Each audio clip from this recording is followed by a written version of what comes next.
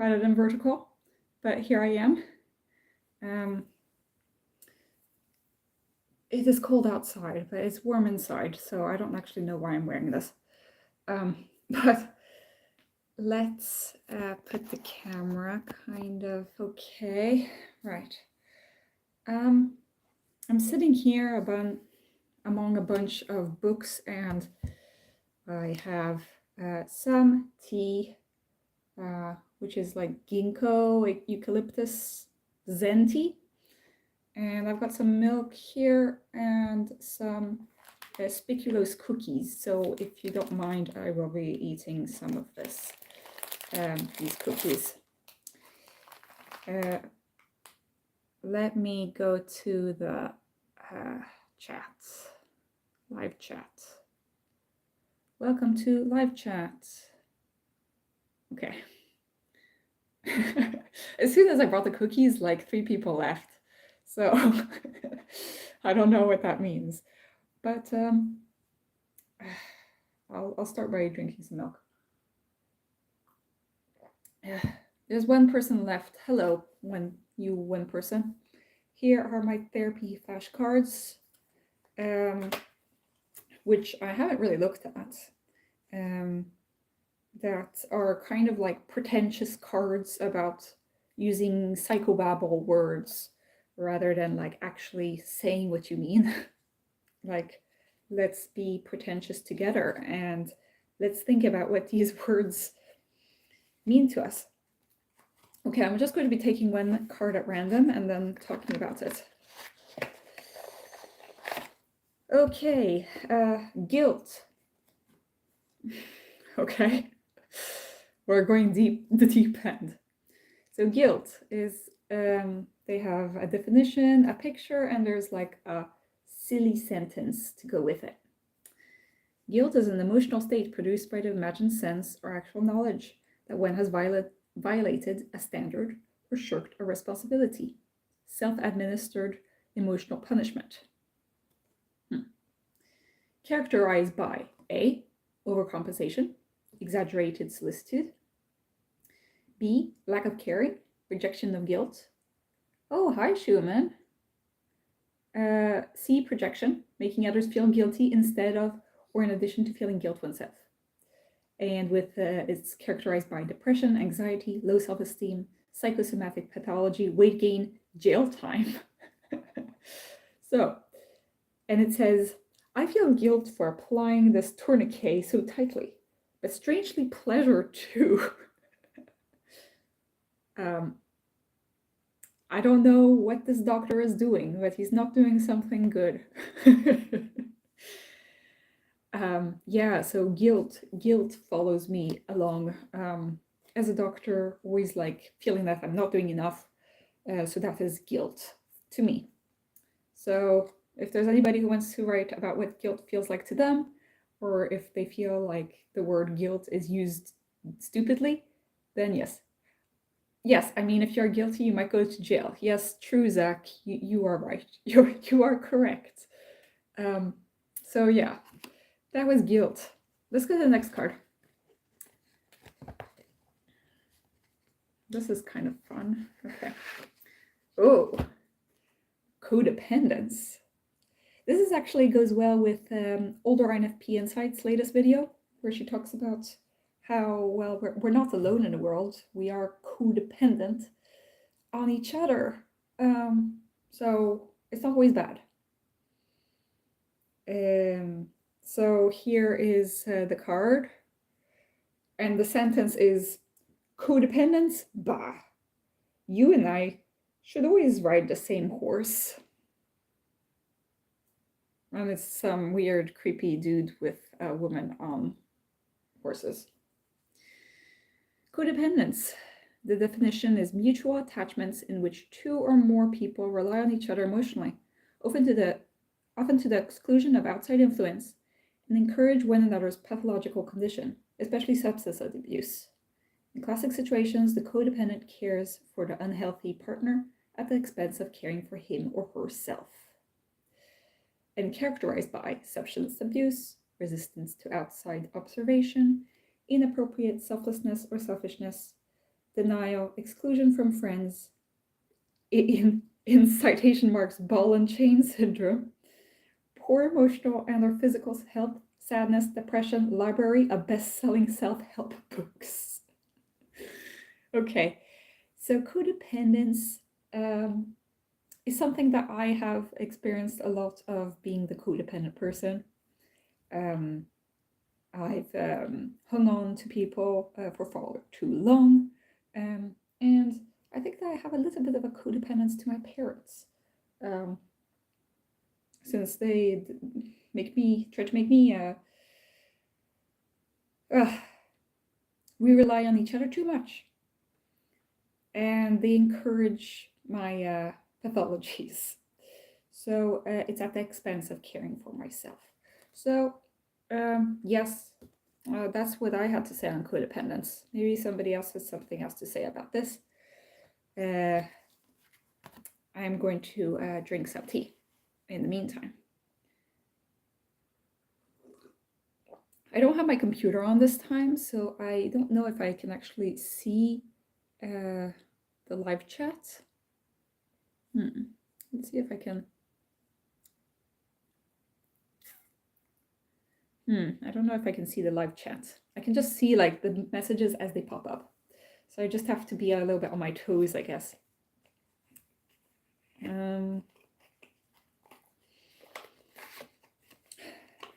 Okay. Defense mechanism. This one's cruel. It's a mother with her baby, and she's like, someday you'll realize that my inability to love is just a defense mechanism, which is definitely not the way to use the word defense mechanism, but okay. That really sucks. Okay. Defense mechanism. Definition. Self-protective patterns of emotional reaction that guard against conscious awareness of anxiety-inducing, internally conflicting, and otherwise stressful or unpleasant scenarios. Defense mechanisms include denial, displacement, identification, projection, rationalization, reaction formation, regression, repression, undoing. It's characterized by substitution of emotions in difficult situations, i.e. anger rather than hurt, behaviors such as shutdown, repeated from one like situation to another, blindness to self, difficulty with intimacy, prickliness, snottiness. Yeah. I have a lot of defense mechanisms, right? Maybe my defense mechanisms aren't as terrible as this woman's, who thinks that her inability to love is a defense mechanism and uses that to mistreat her baby. But yes, we all have defense mechanisms. Otherwise, we wouldn't be able to live. But, some of them are not, they're patterns that aren't always good. So, yeah. Oh, yeah, guys. Let me put the light here. So, this is my Christmas lights. I put them in the sphere. And I put the Christmas decorations in there, but you probably won't see them. So, right, I'm wearing like the surfing USA shirt, and it's like minus 10 degrees outside. So, I don't know. Maybe it's my defense mechanism against the winter cold that I have to deny and project this sunniness on the world when it's actually pretty cold. Okay, distancing technique. The deliberate. Okay, wait. Let's look at the picture first. Sir, your insistence on hierarchy is merely a distancing technique. So I don't know what the distancing technique is, actually. Never heard of that one. The deliberate maintenance of psychological distance from and lack of emotional involvement with others in order to A, Moderate a relationship's characteristics and intensity.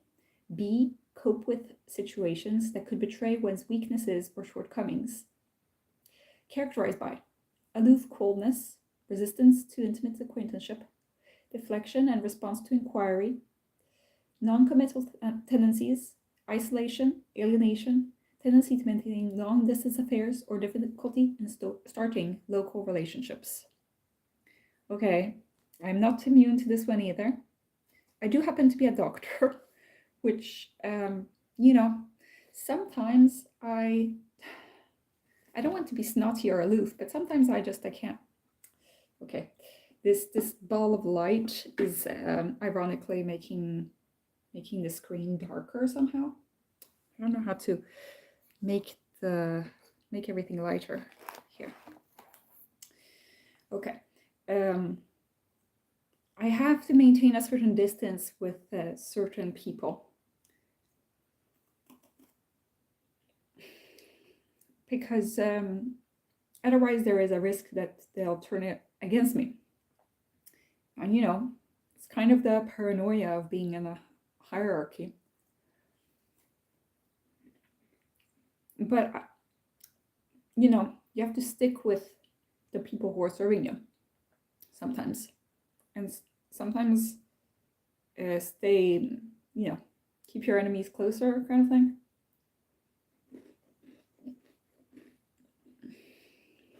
You can't be certain of people. So yes, sometimes I maintain a distance. Nothing against people. And I try really hard to not maintain the hierarchy systems, but you know, I'm not immune to them. It's finally also cold here, -5 degrees and freezing all the time. So if you feel warm enough, wear a shirt. Yeah. I'm wearing a t-shirt, but I have this on top, so it's okay. And I have like, I'm bad for the environment. I put the heating on, but it's because I can't sleep when it's that cold. Also, I only have the heater on like out of a grade system of 6, I have it on 3, so I'm halfway. I could be really sweltering hot in here. I could be walking around completely naked and be warm if I went to like the topmost thing. Okay, this was interesting. Empathy. This one is 2 men playing chess. Have you no empathy for my stalemate? His smile is pretty evil. Okay. Empathy. The capacity to understand and enter other people's emotions, to experience something from another person's perspective. Distinguished from sympathy as feeling with rather than feeling for. Generally more intimate, less critical, and more intuitive than sympathy. That's interesting. That empathy would be more intimate than sympathy. Because you're feeling with rather than for. And it's less critical than sympathy and more intuitive than sympathy. I guess intuitive is more, you have to figure it out, I guess. I don't know. Characterized by, lack of empathy is characterized by disregard for some or all emotions, narcissism, limited life experience, dichotomous thinking, cruelty, callousness, rigidity. Yeah. And excess of empathy is quality of having no skin, tendency to feel everybody's pain, hypersensitivity, sadness. Oh boy. I do empathize. I do empathize with the excess of empathy characterization. Though it's interesting that I talk about lack of empathy as limited life experience, because I don't know, sometimes I feel like I do have limited life experience, but it's not like I disregard other people's experience or that I'm cruel and callous.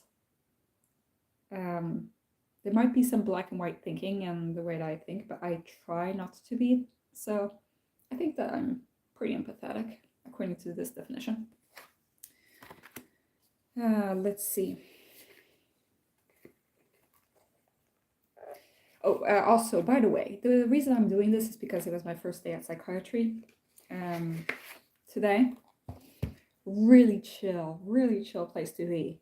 I had 3 patients all day, 1 telephone call as well, and 2 prescriptions to renew. And that was it. That was it for the whole day. So I could listen to my audiobook of Lord of the Rings, and then I was finished with Lord of the Rings. But when I say finished, like all of this are the annexes. So I really went to read the annexes to like learn about the etymology of all the things in Middle Earth, because I like linguistics. But yeah, it's a lot to go through, because I mean, I've already read all 3 books of the series, and now I went to read more. So anyway, this one is script.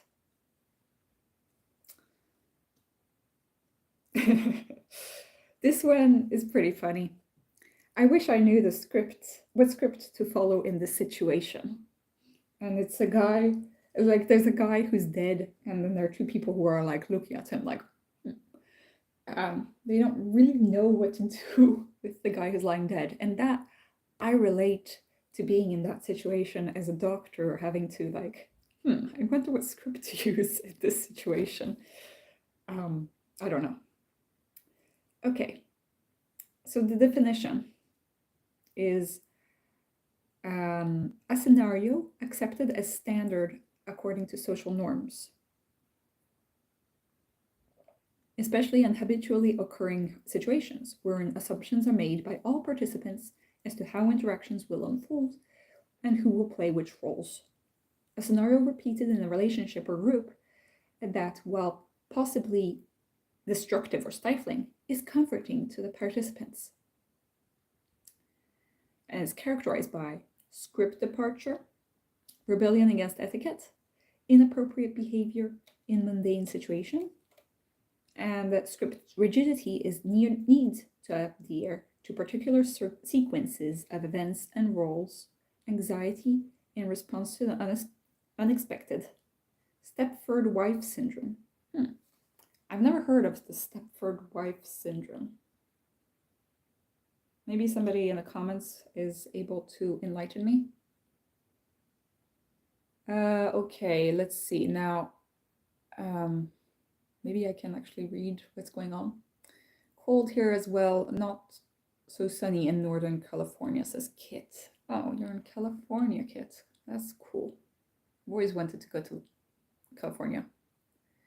Jared says, Lord of the Rings has the biggest written out world in all of fantasy.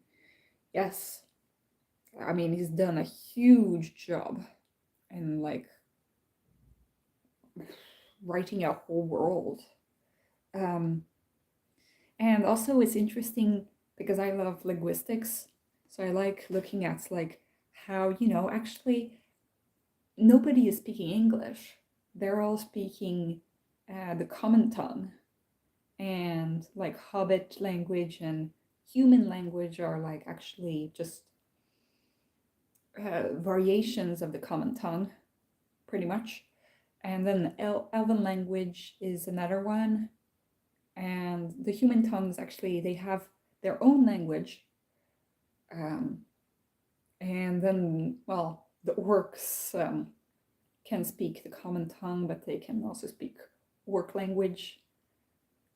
And, well, the Ents speak their own tree language, where they talk really slowly, and it takes them ages to learn anything. Oh, Zach. Stepford Wives is from an old American film in the 50s or 60s, where all women in a town called Stepford were kind of turned into obedient zombies. Ah, okay, so they were following a script. Because I've heard, because I watch so many autism channels nowadays, that autistic people often to be able to navigate social situations, they use a script. And it's kind of a way to like know how to navigate a situation. I do this quite a lot, actually. It doesn't need to be a sophisticated script, but it does give me comfort to know like how to say hi and how to say goodbye to people. So I'm like, welcome.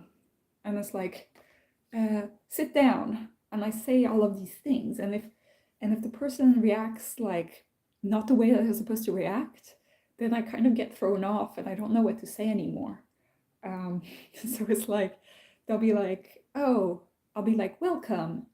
And I'll be like, sit down. And then then they'll ask me something that was like not in the script. They'll be like, should I sit on the chair or on the table?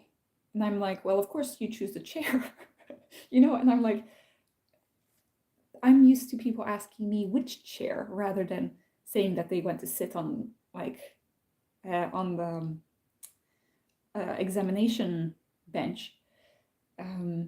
Or there'll be people who will be like, oh, where's the hook to put my coat up? And I'm like, oh, I'm sorry, I don't have a coat hanger.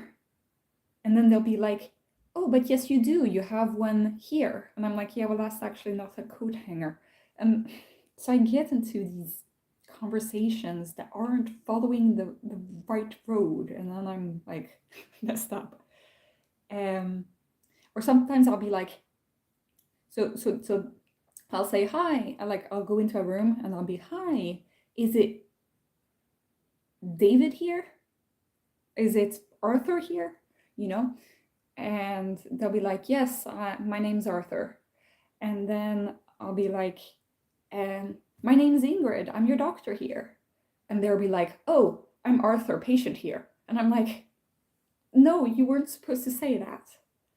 And well, I don't say that, but I'm thinking like, oh shoot, why did I say that? Because now he said this. And yeah, social interactions are difficult. So I do have scripts. And also when people are leaving the room, I'm like, I always say, have a good day, which actually isn't really a Swedish expression. I recently just read a book about linguistics, about bad Swedish translations. And actually, have a good day is not a good Swedish sentence. Swedish people don't say that to each other. So now I realize, like, all this time I've been saying something that Swedish people think is weird. But I don't know what else to say. Like, just bye. I'll be like, hej då, which is bye. And that's like bye. And, I feel like I want to say something else rather than just say bye. That seems a bit rude. So I keep saying the have a good day. But yeah, maybe I should change that. I don't know.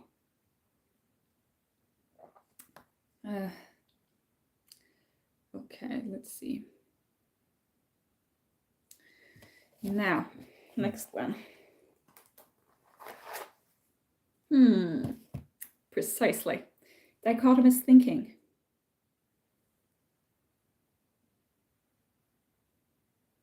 What? I don't really understand this one. Madam, your dichotomous thinking about good and evil has proved correct. And I don't know what's going on, but she is getting thrown out of her carriage for some reason. Dichotomous thinking. The practice of viewing situations, people, emotions, or thoughts in black or white terms as an all or nothing, good or bad, characterized in extremes with no gray or middle ground. As characterized by extreme activity swings, true believer syndrome, binge dieting, inability to compromise or forgive, shame, self-loathing, short-term relationships, cluelessness, NRA membership, dinner party unpopularity. So basically, don't go to a dinner party if you are a black or white thinker, if you have dichotomous thinking, because you won't be liked there. Also, NRA members are the people who are lobbying for guns, I think, in the US. Um, something Rifle Association, National Rifle Association, I think. I don't know. There are probably Americans in the comments who can confirm that.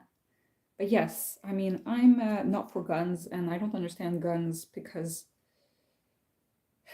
I'm not totally American. It's I understand when you're in the Wild West and it's like, you know, you need a gun for hunting. And there are people here in Sweden that have guns for hunting, but you need to have a lot of regulations around it, and people who, they need to show that they can shoot a rifle and that they're not going to like hurt themselves or other people with it. And school shootings aren't a thing in Sweden. Um, there was this one guy who did a huge shooting in Norway like many years back, like 10 years ago or something. And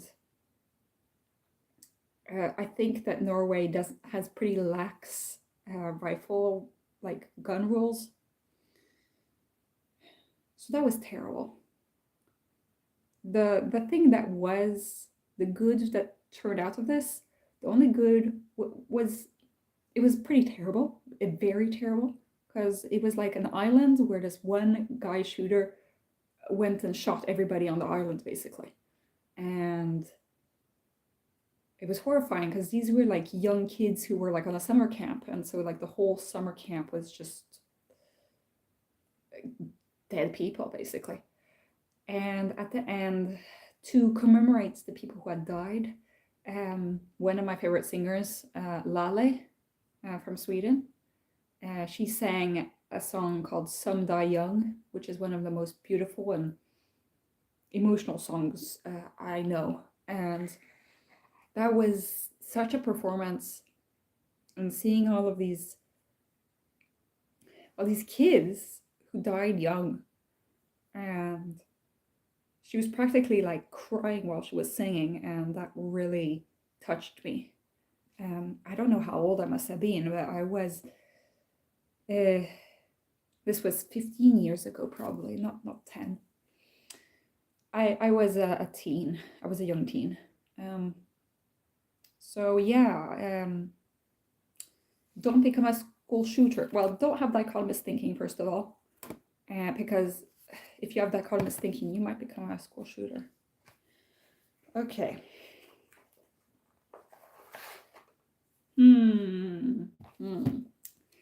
Attachments. This one is a thing. It's a thing on the internet right now, and in the Gen Z department. Okay. Here is somebody giving her palm to another woman. Aha! Next to your lifeline, I see evidence of insecure attachment.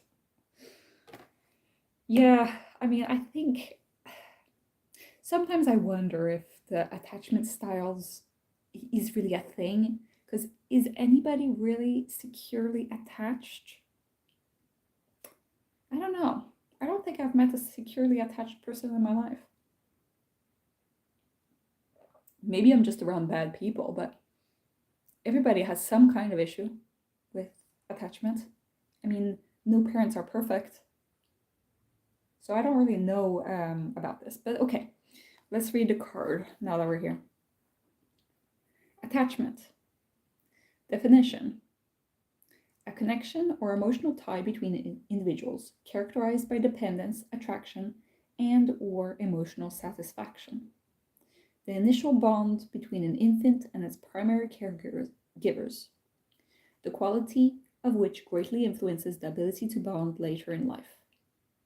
Okay. Characterized by secure type, seeks and feels comfortable with social interaction and intimacy.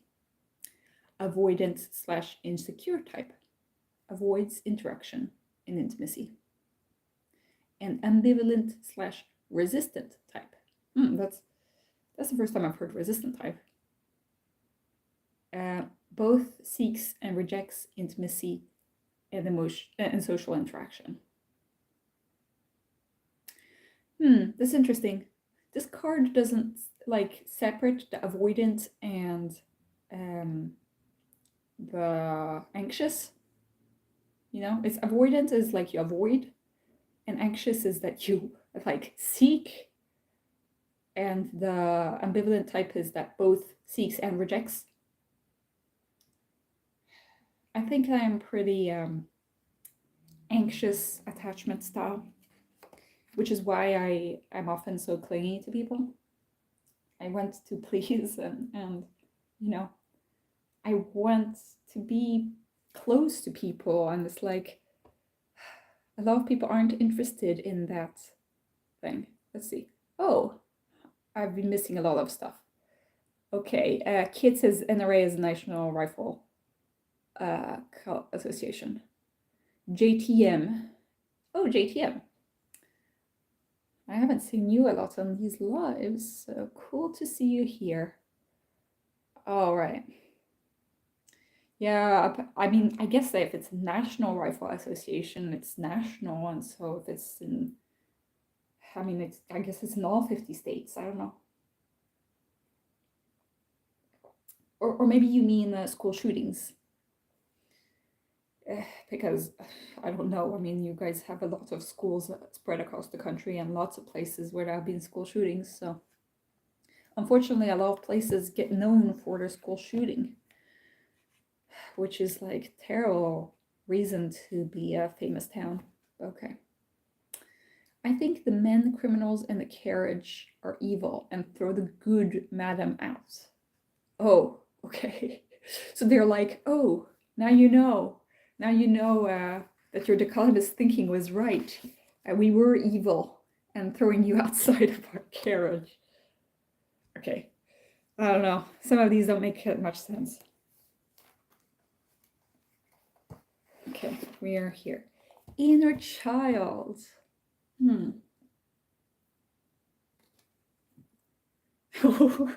one's terrible. All of these are terrible. This is a little girl and she's getting her hair combed by her mom. When you pull my hair, you wound not only my scalp, but my inner child as well. Oh, poor girl. She's going to be, like, her inner child is going to be traumatized forever. Okay. Inner child definition. A part of one's self that is a child in its natural state, before manipulation by outside influences. Or B, the many-layered kernel of self that includes the free child, creative, spirited, loving, and the wounded child, terrified, vulnerable.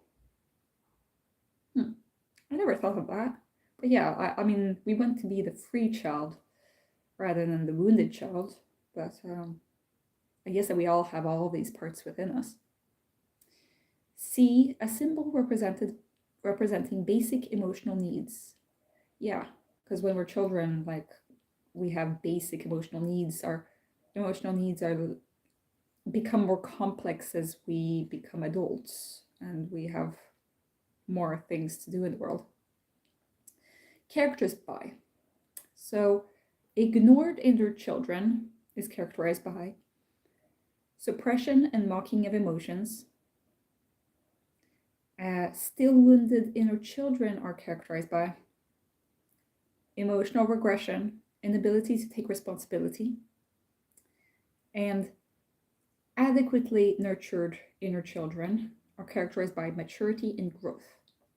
So our inner children should be nurtured and not ignored or still wounded. So we need to accept our emotional self and heal our emotional self, basically, is what I gather from this card.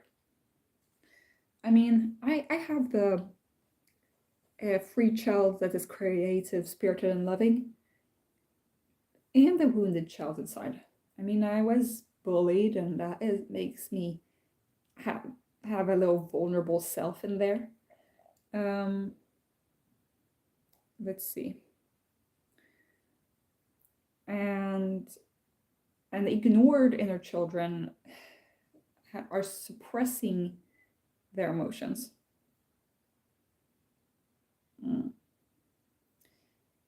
I don't know. A lot of people think that I have inability to take responsibility, which if I said anything to that, then they'd say, oh, you're ignoring responsibility. So I'm not going to answer that. Let's go to the next one.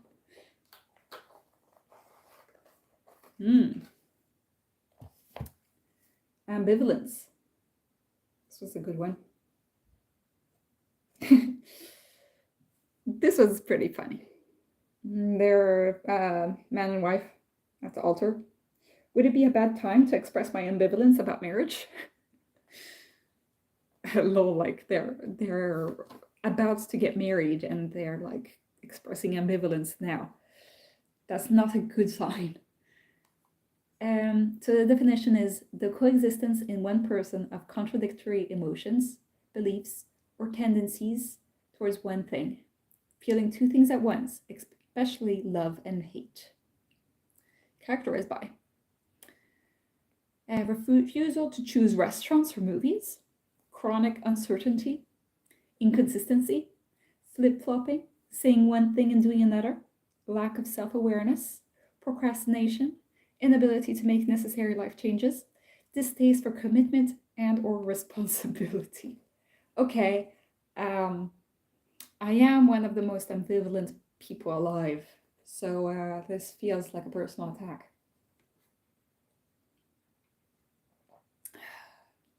I'm spilling tea all over myself, you know. This is me. This card is me. Unfortunately, all of my weaknesses in one card. Unfortunately, not all, but a lot of my weaknesses in one card. I have terrible time refusing to choose restaurants, and chronic uncertainty, and inconsistency, and flip-flopping, and saying one thing and doing another, and lack of self-awareness, and procrastination, and inability to make necessary life changes, and distaste for commitment and responsibility. I have all these things. Maybe some of them more than others. I might have some kind of self-awareness, I guess, and not do a lot of flip-flopping. But I definitely hate commitment and responsibility, and I hate choosing restaurants. So that was that. You're being awfully quiet in the chat. Did I forget some of you guys?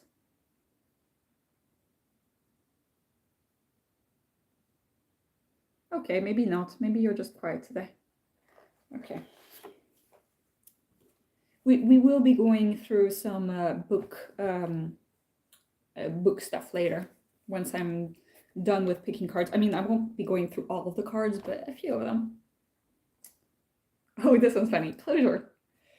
Finish the story, mommy. I need closure. So, let's see. Closure. The feeling of resolution when an experience or relationship, especially problematic, draws to a close, an open question is answered, or a long, unfinished story is narrated. Closure can alleviate speculation, regret, uncertainty. Characterized by. So a lack of closure is characterized by critical review or compulsive repetition of unfinished business in the hopes of finding explanations or endings, difficulty in living in the present, inability to move on, blame, guilt, what if mindset. And compulsive need for closure is inappropriately rushing or pushing towards endings, sabotaging situations in order to arrive at a premature outcome. Early self-disclosure, regrettable sexual liaisons, putting words in others' mouths. Okay. I at the moment, I have a hard time with the lack of closure with a certain friend of mine that I've talked about.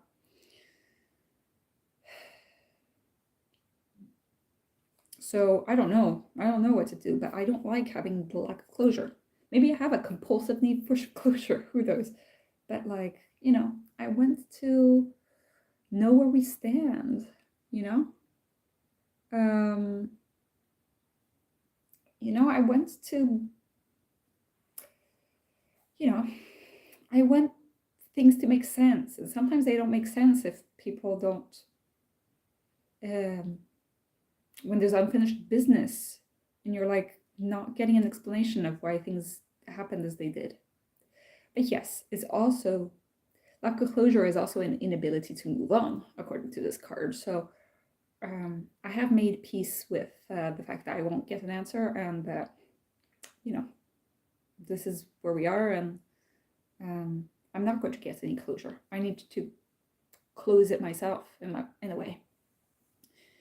But it is difficult sometimes, because sometimes you've got like, I have these Facebook friends where it's just like they fizzle out into the dust, and then I'm like, okay, then I guess that we'll never talk again. But like, do I want to actually unfriend this person on Facebook? Maybe not. I don't know how to. At what point should you say, okay, move on? Not always easy. Oh, hostility. Okay, Schumann feels pretty quiet today. Maybe there's somebody else who wants to talk. Because otherwise I'll just keep going through these cards.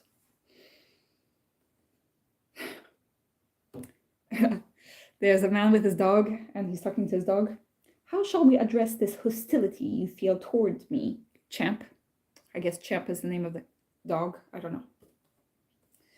I feel like I'm really in the darkness, but I don't know how to turn the light stronger, so. Okay. Hostility. Definition. Long-lasting, sublimated emotional animosity towards others, accompanied by a desire to inflict pain, versus anger, which is intense, fleeting, and direct. Okay, so hostility is more like low-key anger.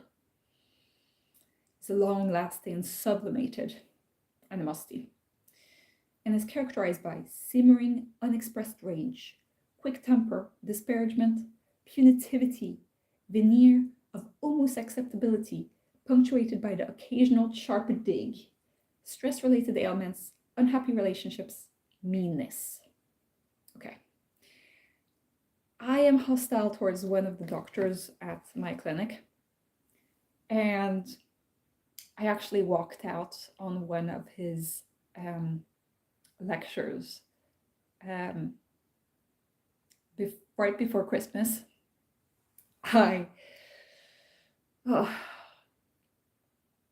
It was bad. It was bad. I'm not the person to like do these kinds of scenes, but I couldn't deal with this guy anymore. And so what I did is that I went there. He sent an email a few weeks, like several weeks ago, a month ago or something, telling the junior doctors, all the junior doctors, so me and like 5 other people, and he said, oh, well, I'll be doing a workshop about what's the general practice a practitioner should know, and what we can learn from each other. And I never said yes to coming. But then, I don't read all my emails till the end, because sometimes I'm just like, ugh, especially his emails. I'm like, ugh, no, not one of his emails again. And so I don't read the emails till the end. But I should have, because the last sentence was, if you do not reply that you don't want to come, you will automatically be put on the list to come to this lecture workshop thing. So I was put on the list for 2.5 hours of listening to him workshop against my will. And I only realized it like the day before, and I couldn't unbook myself. So I was stuck to go there and listen for 2.5 hours. Now, I have an ESFP colleague who, she doesn't want to work in general practice. She wants to work as an orthopedic doctor. So all she wants is to get good references from my boss and then leave. She's leaving in February. So she was like, oh, I guess I have to go to this thing. She hates this guy guts more than I do. So she really is. I mean, the fact that she was going was like, she really needs that reference. But I don't need that reference because, in general, people know me as a chill person, I guess. Like, I'm not the person who stirs up drama. Yeah, exactly. Smart move by him. As I said, I think that he's an ISTP. He might be an INTP, but I think that he's an ISTP. Yeah, like I never really get any fun out of him, but maybe he's an INTP. I don't know. But his type doesn't matter. What matters is that he can be clever, and it's like, oh, like if you would say that to him, he would like say no, that wasn't his idea at all. But I was like, why does this thing have to be obligatory? And it's because if it wasn't obligatory, nobody would come. That's the actual reason why. But so I went.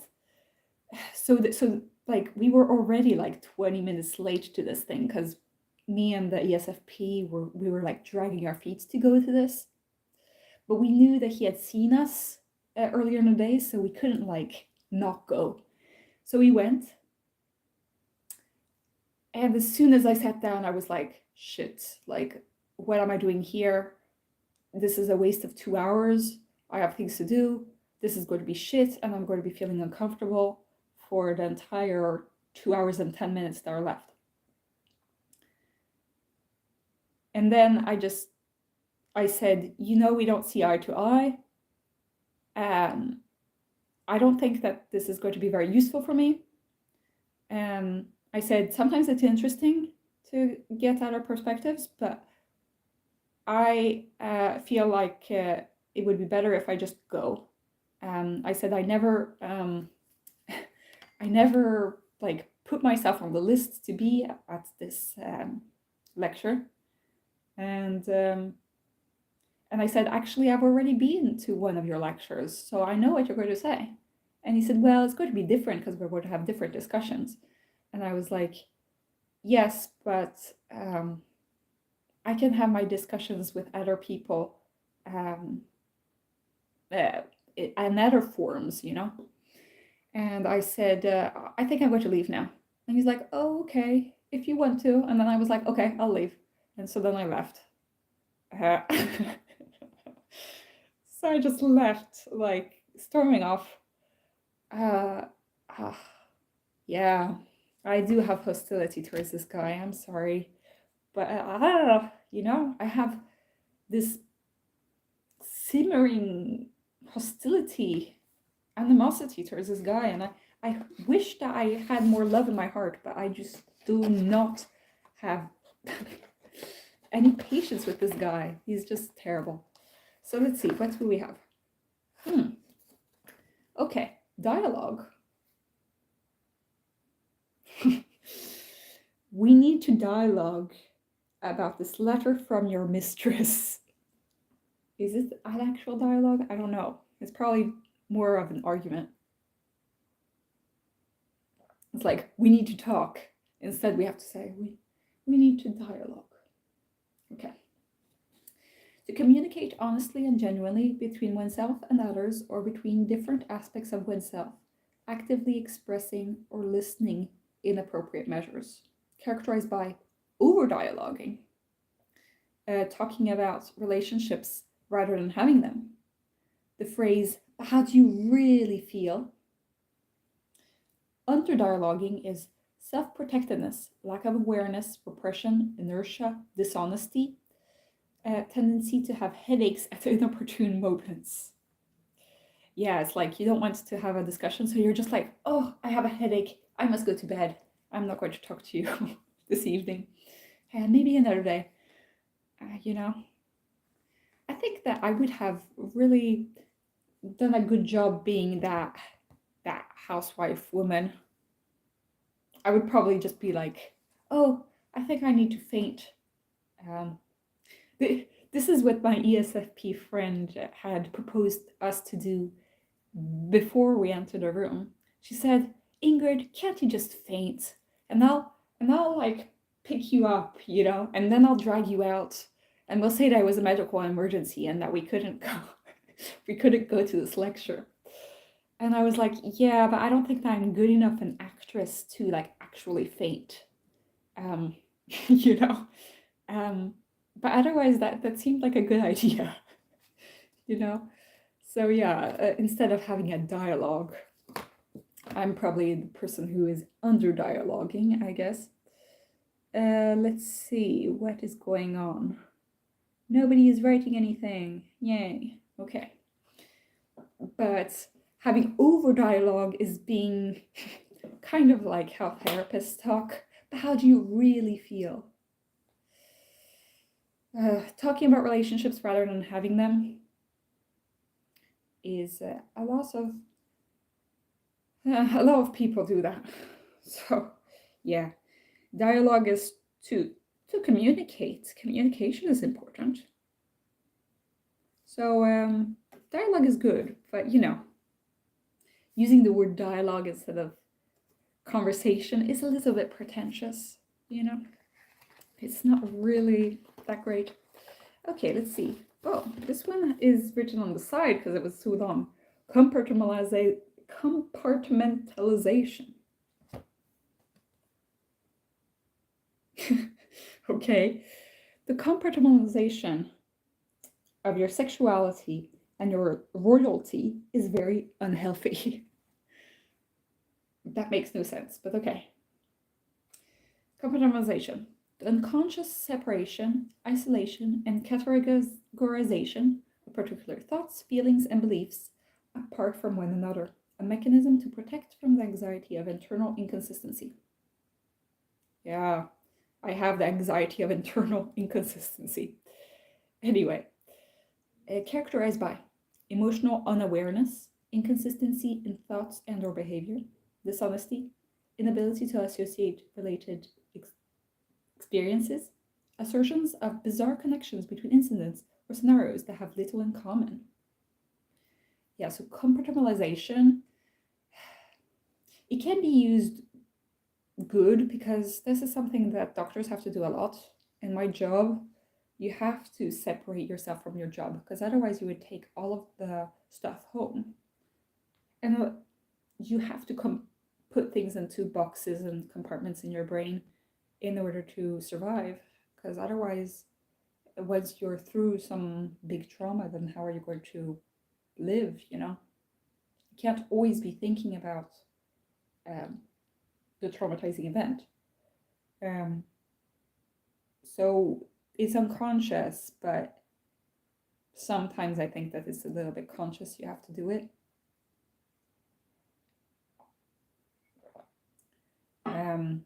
So the categorizations of different things, like there are certain things that I can talk to my therapist about and certain things that my friends, I can talk to my friends about. There are certain things I can talk to you about.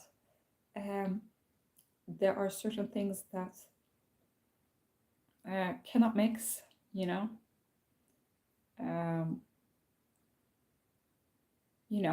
different kinds of love, they shouldn't move into each other. And, there is some repression of feeling in that, which is unhealthy. But it can also be good. The only thing is that then you become quite inconsistent if you repress a part of you. Then you're like, what is going on?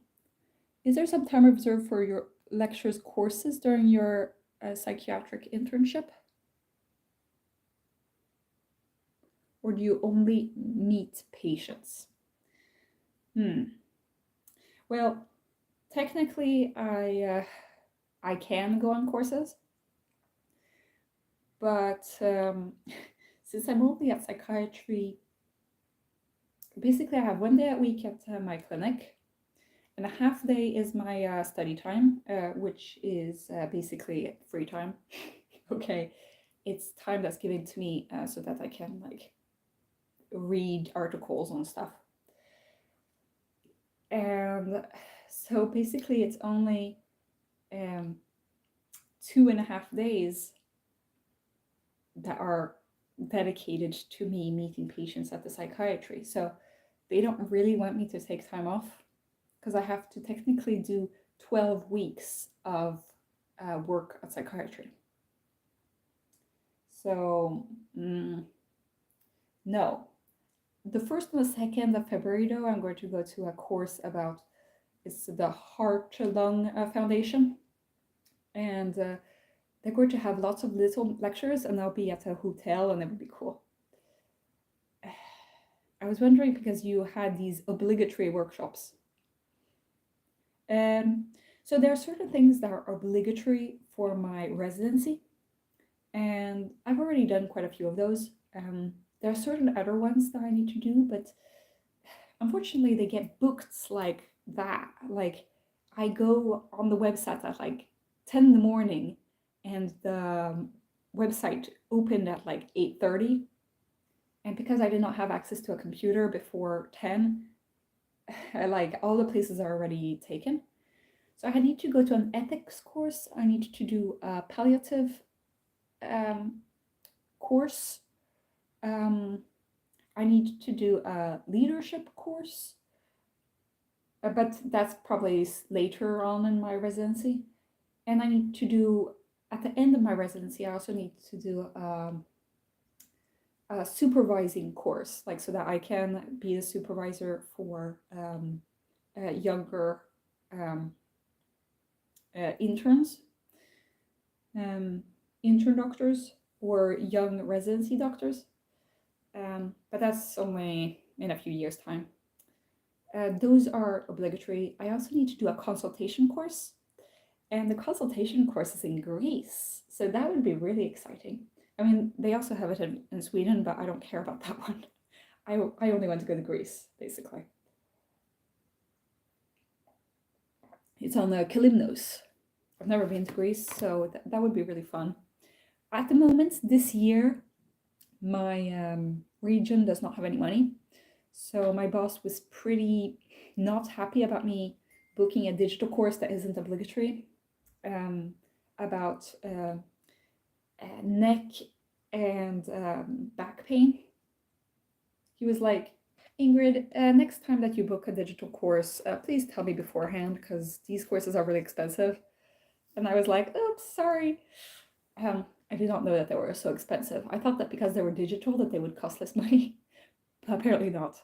So I kind of made that mistake now. But he didn't say no to me going to that course. So but that will be in April. So I'll already be finished with psychiatry by then.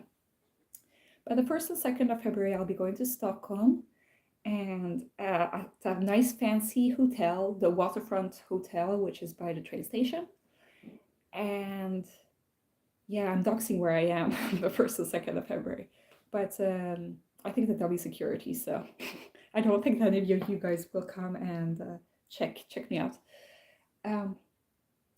But I'll the whole mental image of being a famous person is is ridiculous in my brain. Like it's not true at all.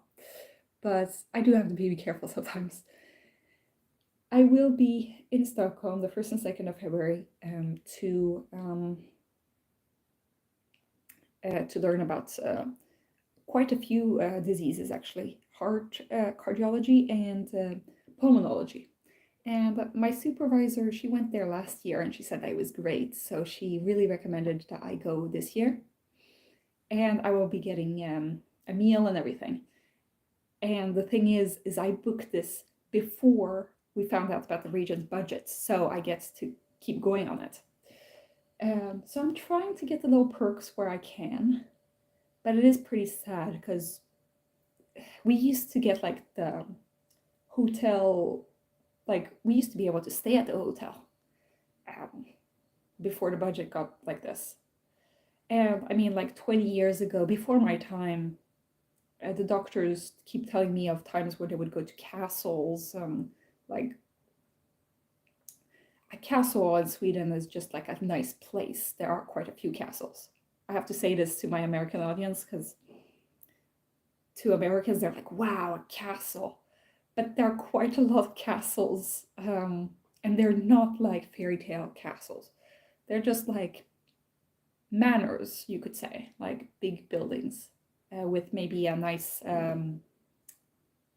garden area.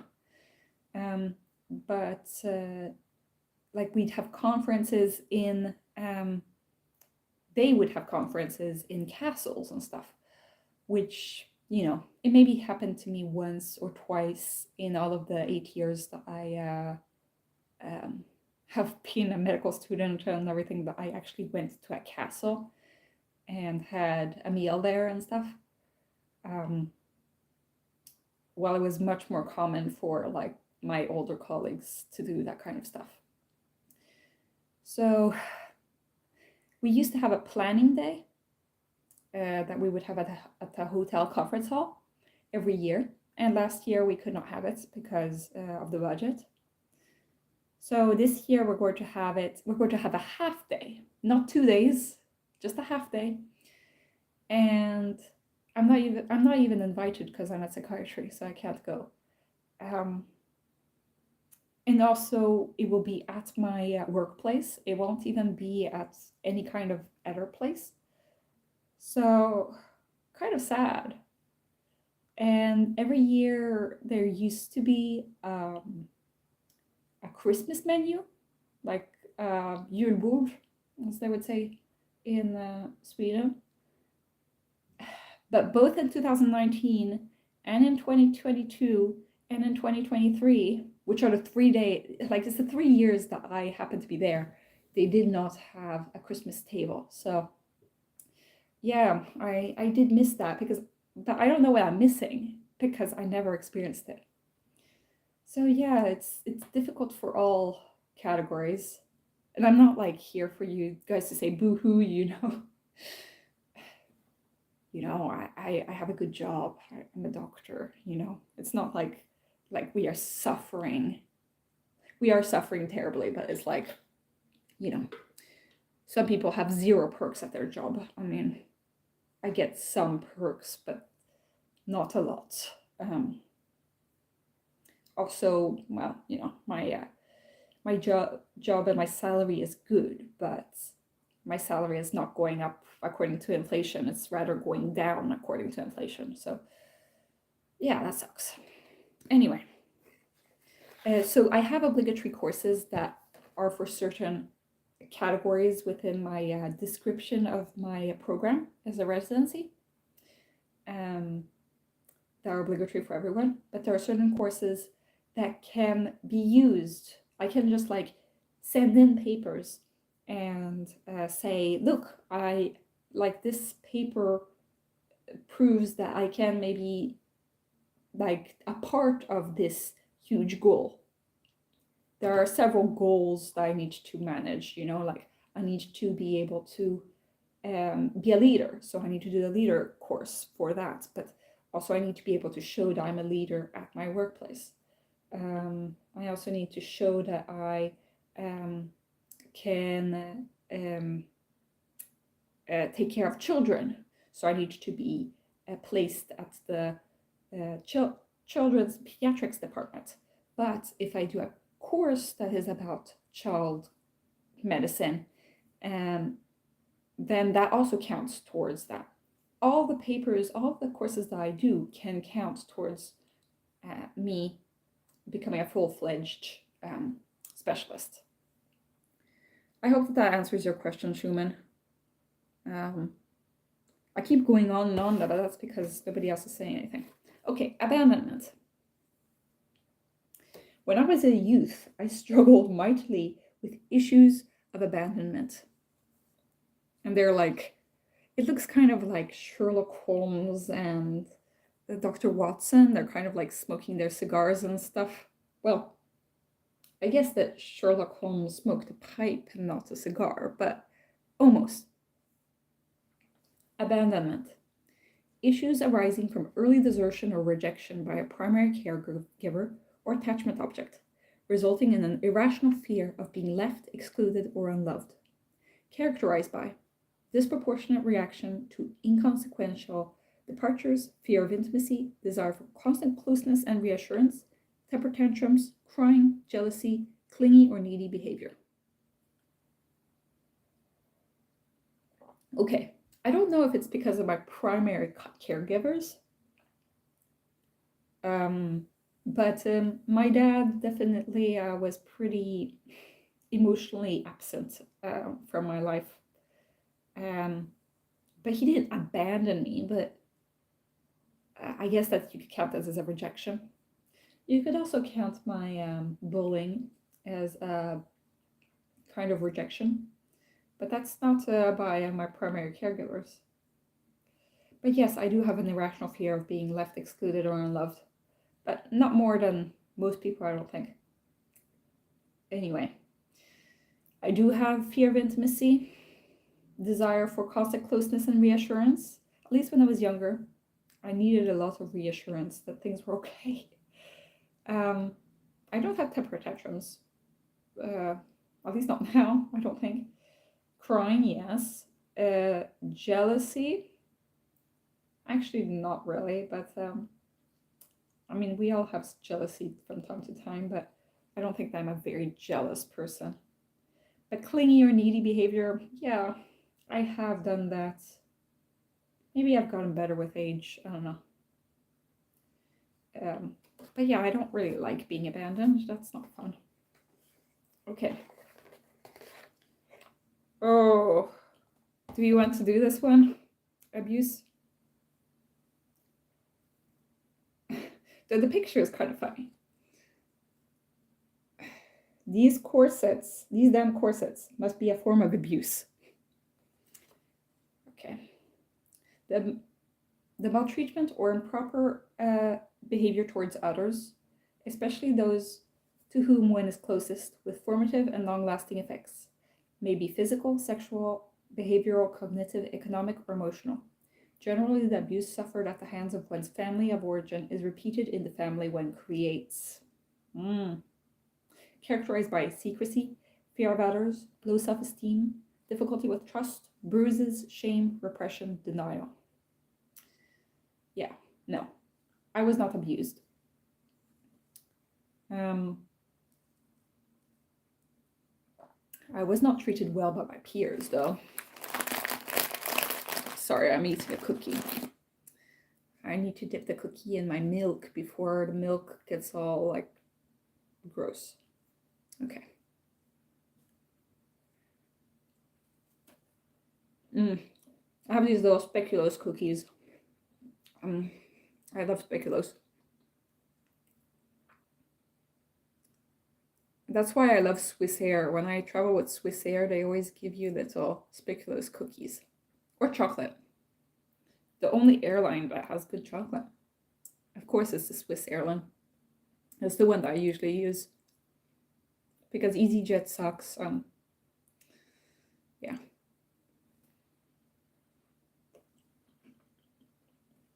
Well, yeah. That one was a bit too much. Okay. Well.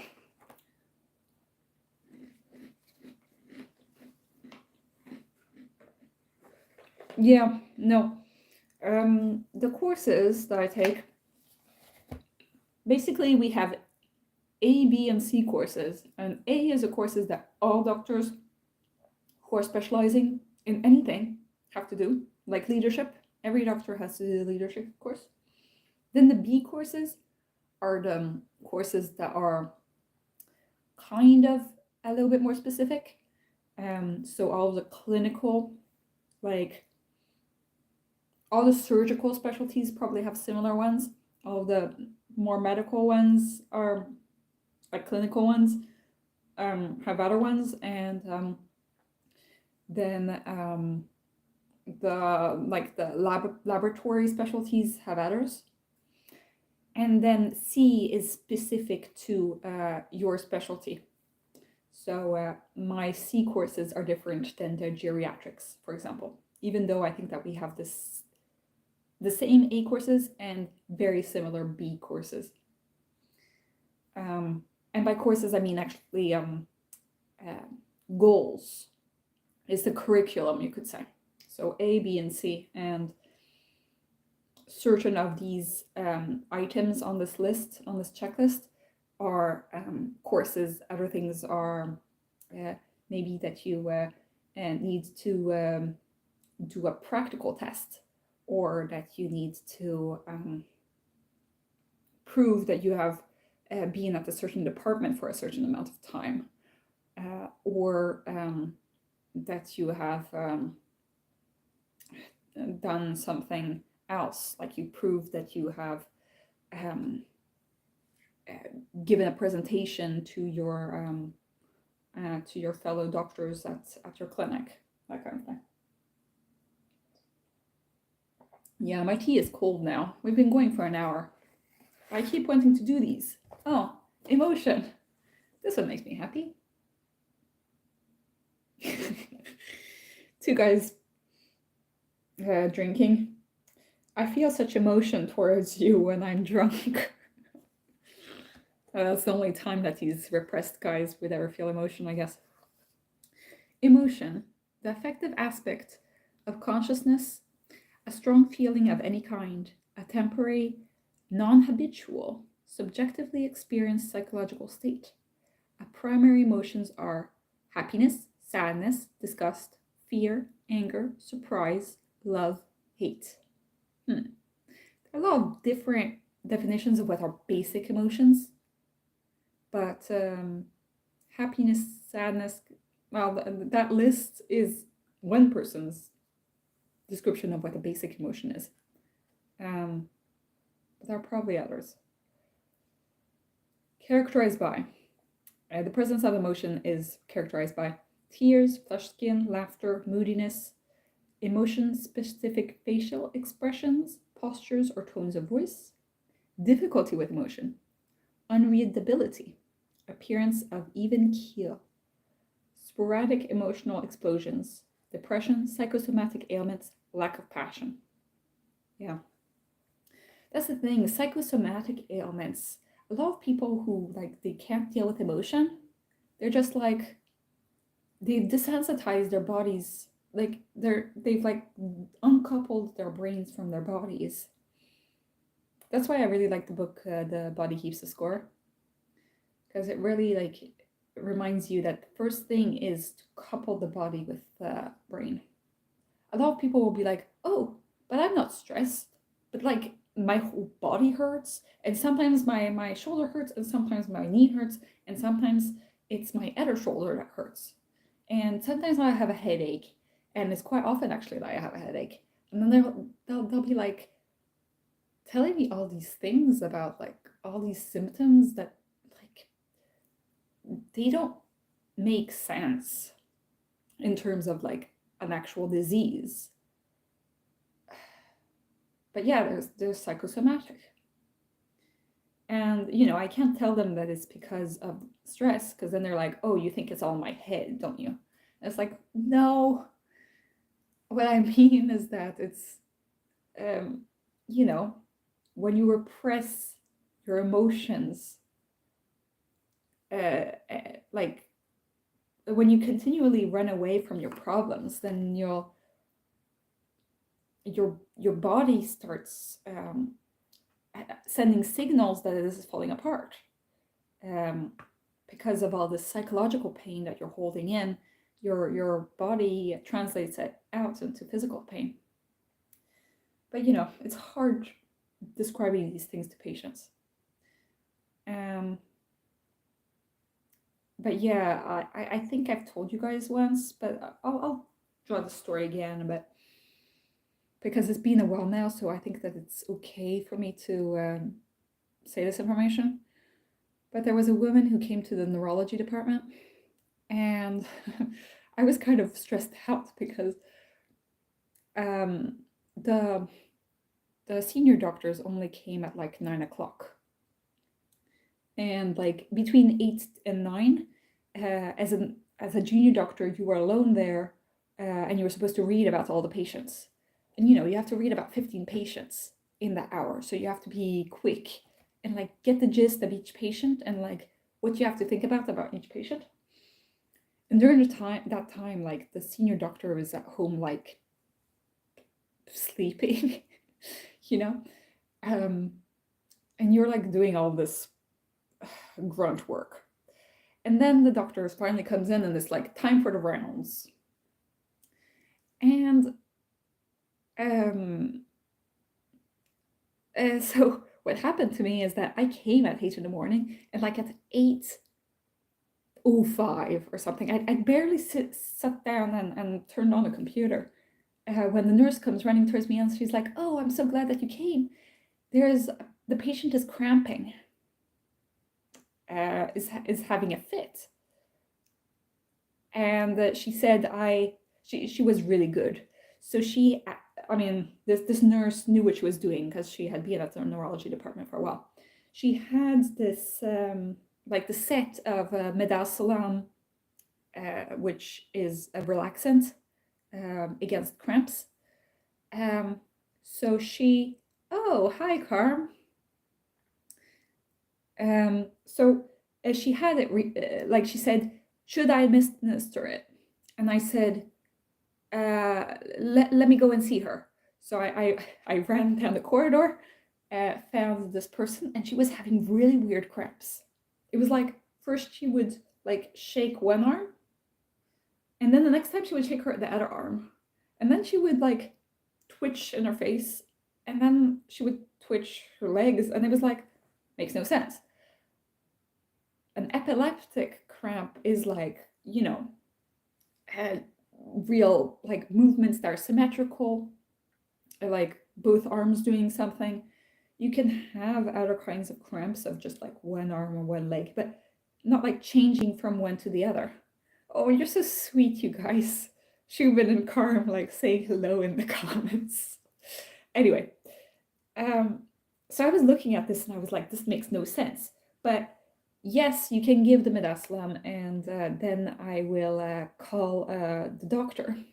So I called him, and he was like on his way to work, like slowly, like he just woke it up or whatever. And he was like, "Oh, I'll come at once." So he came, but during that time, I was like so stressed out because I was like watching this person cramp, and the medicine was not helping. I was like, "What's going on?" I don't want her to like stop breathing and like die in front of my face. Uh, I was really freaking out, but I was supposed to like not look like I'm freaking out, but I really was. So thank God the doctor came a few minutes later, and he said, "This does not look like epilepsy." And I was like, "Okay, then, but what is this? This is terrible," And he was like, "I think this looks like functional cramps. We will talk to her later during the day." And I'm like, "Okay, then, but what am I supposed to do with this person?" And he said, let's just leave her for a while. We'll have the nurse like observe her and tell us if she gets any more cramps.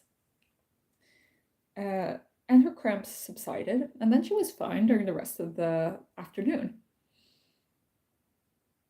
And so we talked to her, and I could tell that the neurologist was trying to find something about her. And he was like, has anything happened recently? Um, have you been in any economic troubles? Was a question I asked. And she was like, no, I always pay my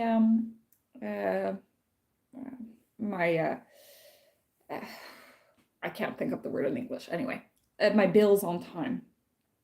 And she said, I've never been depressed. I've always felt positive and stuff. And we were like, okay, then we don't really know why you have these cramps, but we're going to keep you for observation. Then the next day, she didn't have any more cramps during the time that she was there, but during the next day, we brought her in again, and we said, and there he had another person with him. And then she started revealing that, people had died in her family, but like, she was she just had to keep going on. And then it ends up that when her husband had died, he had left her not only no savings, but also in a huge amount of debt. And she had no idea until he died that he had all this debt lying around. And so basically, she had been lied to during her entire marriage, because apparently this debt had been lying around for a long, long time. And she was living on like the equivalent of $1,000 a month. And she was old. I mean, she was like old, but not like old. I mean, if she had been healthy, she was maybe around 70, and living on 10,000 crowns a month. I think it was 11,000 crowns a month for the rest of your days is pretty hard to live, especially in Sweden where everything is so expensive. So no wonder she was not doing well. But she could not admit to herself that she was not doing well. She was repressing the emotions so well and managing to push through. But at a certain point, her husband had died a year and a half before. So living through so much stress for 1.5 years, your body starts acting very strange in reaction to that. And then we realized that, oh, that's why her cramps were so strange, was because they weren't caused by an actual neurological condition.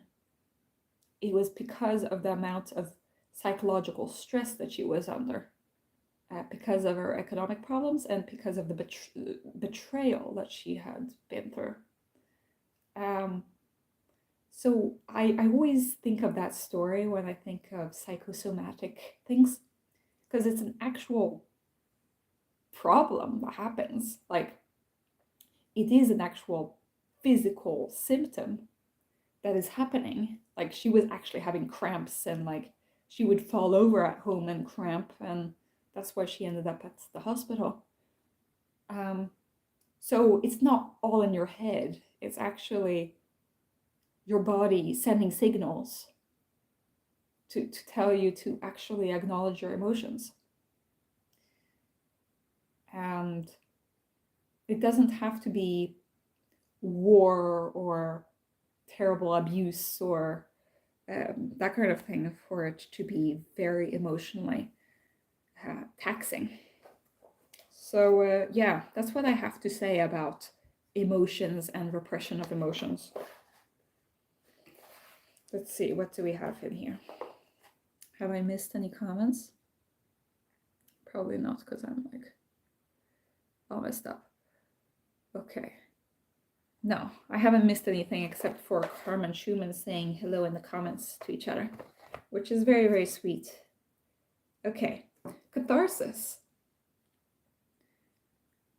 Perhaps your otherworldly Christmas orbs could be used to diagnose psychosomatic ailments, says Kit. Yeah, I'll be like, looking into my crystal ball. There's that meme of this old man clutching an orb. I don't know exactly what this meme is, but he's like there and he's like, my orb. I've been reading the Lord of the Rings, so it's like a Palantir, where I read the future and then like the Eye of Power suddenly looks at me. And I'm like, no, Sauron. Anyway, new year, new you. Why? You are awesome, says Lars Droplod.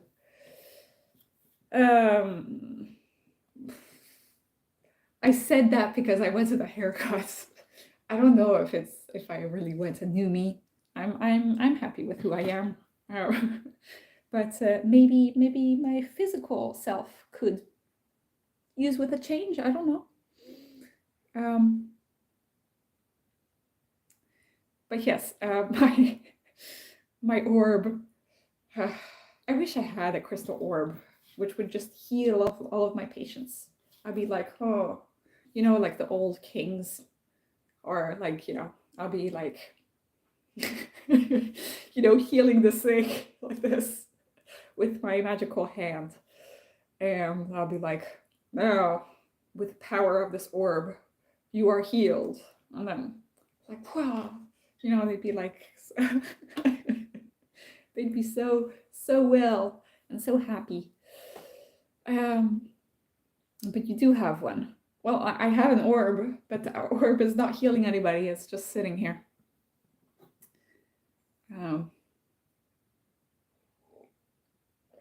So yeah, I don't know exactly. I am not healing people much, but I wish I did. Like the people with leprosy. That's what I was thinking. Or the people with the Black Death. I would the plague. I could go to like COVID patients and be like, "You are now healed," and then I have to wash my hands. A new kind of Reiki. Yeah. Actually, I've put the Christmas decorations in here. I know that you can't see it because the lights are so bright. But I put the little berries and stuff in here. So it's kind of like a little shrine to the Christmas spirit, to the winter elves. I don't know. Here we are. Yeah. Let me see. I still have some tea left and I still have some milk left. So I guess I'll keep going until this is finished. You'll be the most sought after physician if you could do that. Yeah, I mean, a lot of people claim to be able to heal people with some magical orb, but yes, those people are quack doctors. Let's see, we were going to go through catharsis, which is a good one. You may go to prison, yes, but what catharsis in finally speaking the truth? I think that's what an INFP would do if like they were ever guilty of a crime. Even if they weren't guilty, they would say that, like, they would speak the truth and then they'd go to prison. And it's be like, oh yeah, this is such catharsis. I finally got to tell the truth. Try to take the orb to work and give it a try. Yeah, no, I don't think so. But I will maybe take it to work as a decoration. I also have this orb, so I have two orbs. I'm even more powerful, a wizard. So yeah, let's go back to the cards while I'm thinking. Catharsis. Oh, it's like Castrol. Hello. You missed me talk about the orb of power and about psychosomatic stuff. We're going through cards. So catharsis. And this is the picture on the card, which is a person like confronting a person who has just said the truth in the name of catharsis. The emotional experience of relief from tension and anxiety is a result of releasing into consciousness repressed ideas, feelings, wishes, memories.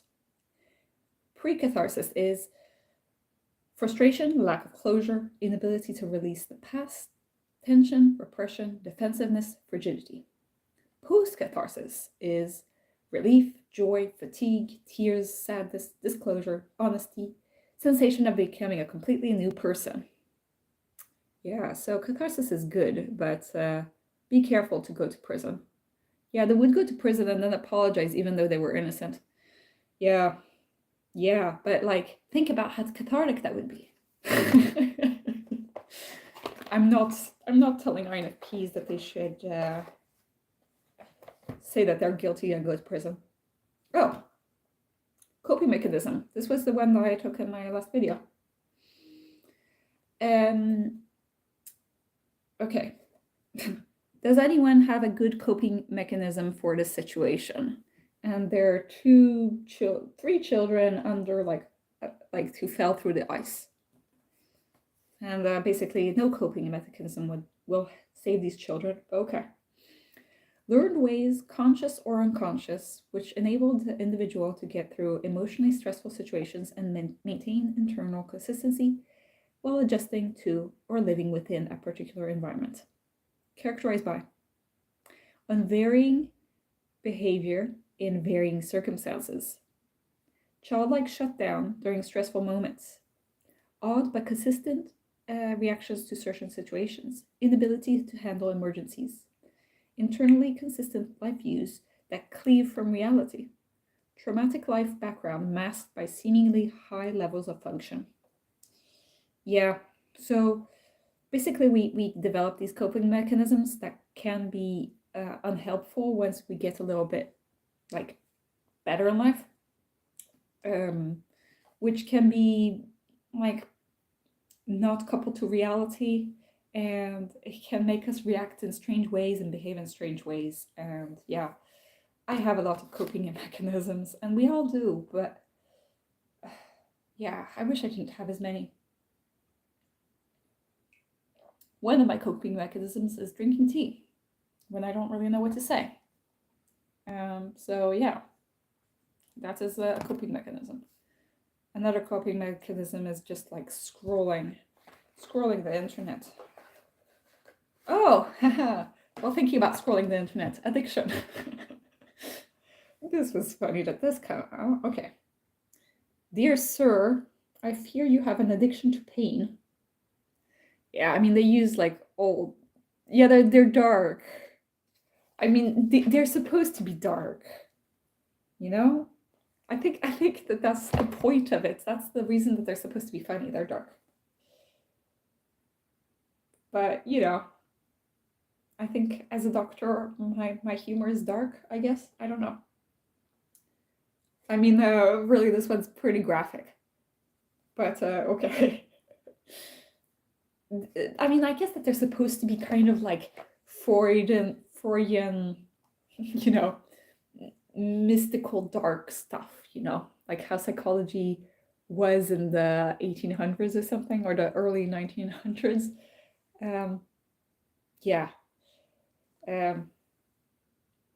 So, I mean, at that time, people would have cocaine to stop having a cough, you know, like their methods were not really ethical. Okay, addiction. Psychological or physiological dependence on a substance or activity. The need for the addiction object grows in tandem with the tolerance for it. Withdrawal symptoms contribute to a compulsive inability to stop using despite undesirable consequences, and is characterized by irresponsibility, inexplicable behavior, financial problems, obesity, emaciation, denial, self-loathing, partying, fear, recommendation from friends, loved ones, and employers, meetings, 12 steps.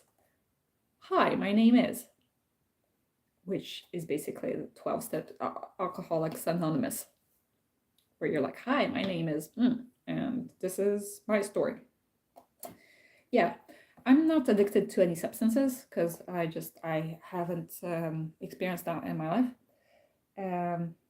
But I am addicted to certain games.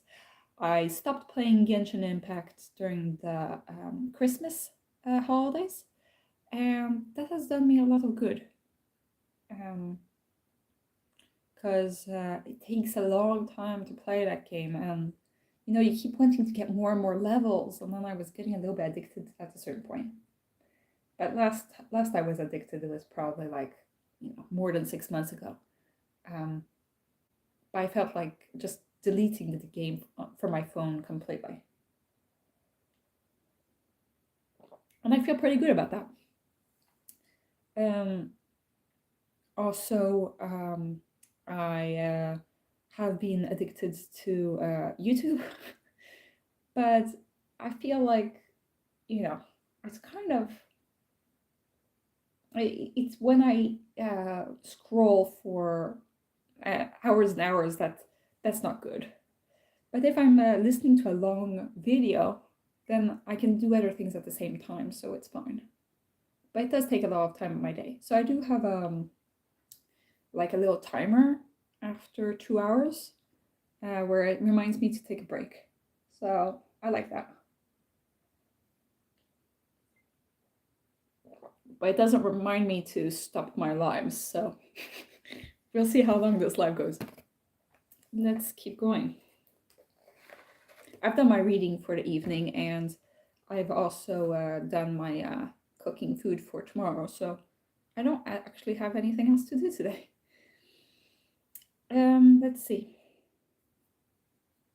Okay, this one is affirmation. I've been reading a book called Digital Minimalism. It's all about that. Oh, it's good, I think. Okay, wait. I have this little diary thing that I've had for ages, and I haven't written in it for ages. At the moment, though, I'm actually writing in another book, which is more professional looking, but it has each day of the week written. Well, this one is kind of more of a mess. So here I write all the lists of like things that I went to do and went to read, albums that I look forward to and stuff. But so books that I went to read: minimalism. Wait, let me. Digital minimalism.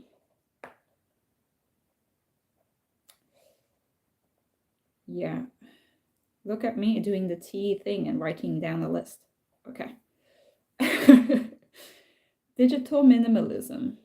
Okay, I'm going to put in my Goodreads. I have a lot of things in my book reads. Goodreads, I mean. Carl Newport is the author. Wait. Carl Newport. Okay, good. If anybody has any other book recommendations, I will look at them. But first, let's finish this card. And then we can go to books.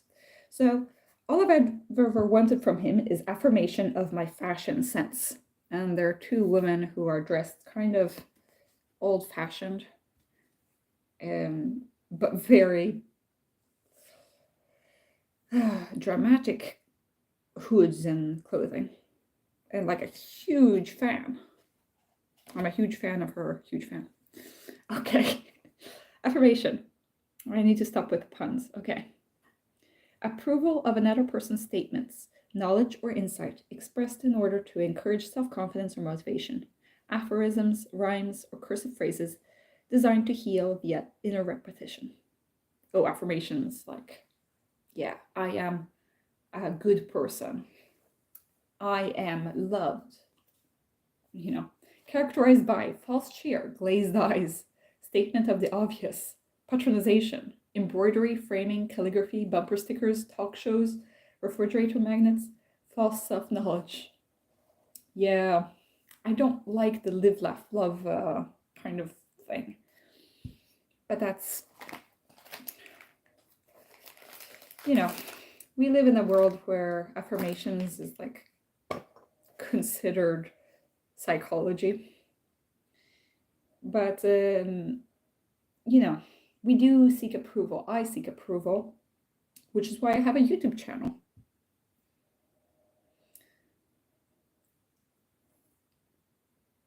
Or rather, I seek validation, which is similar to affirmation, I think. Is it the same thing? I don't know.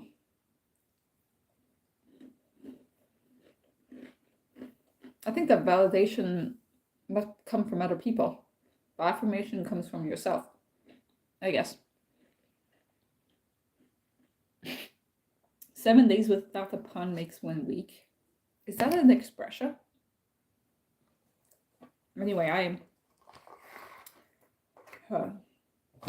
like puns. Alienation. Oh, okay. This one is the last one, and then we go to books. Alienation. I fear I cannot overcome this crippling sense of alienation. Oh, weak. Okay, Carl. Oh, you win. Right. Alienation, the sensation of estrangement or separation from others, of not belonging in groups, of being different or misunderstood. Characterized by sadness, depression, pouting, bad music, military or all black wardrobe, lip or attitude, rule breaking, social isolation, relocation to large cities or remote shacks, shoulder chips, separation from real or deeper self. Yeah, I like the relocation to large cities or remote shacks. That's what an alienated person would do. I think that in general, INFJs are more of the alienated person. But I know that if an INFP becomes bitter, we are alienated from the world. I mean, for INFJs too. It's if they're bitter. It's just, I don't know. I think that we're more connected to like the basic sensory world than they might be. We're both misunderstood types, you know. Okay, we've done about half the cards or something, so I'll end the cards at that. No, actually, we've maybe done like 2/3. No, not 2/3. Oh no, 1/3 after the package. Maybe I should put like a little bookmark. Maybe we can do this later. Okay. Okay, wait. I'm silly, yes. I like when you guys are silly. I can't be silly all on my own. Okay. A good winter read is Rock Crystal. Okay, with the Rock Crystal one.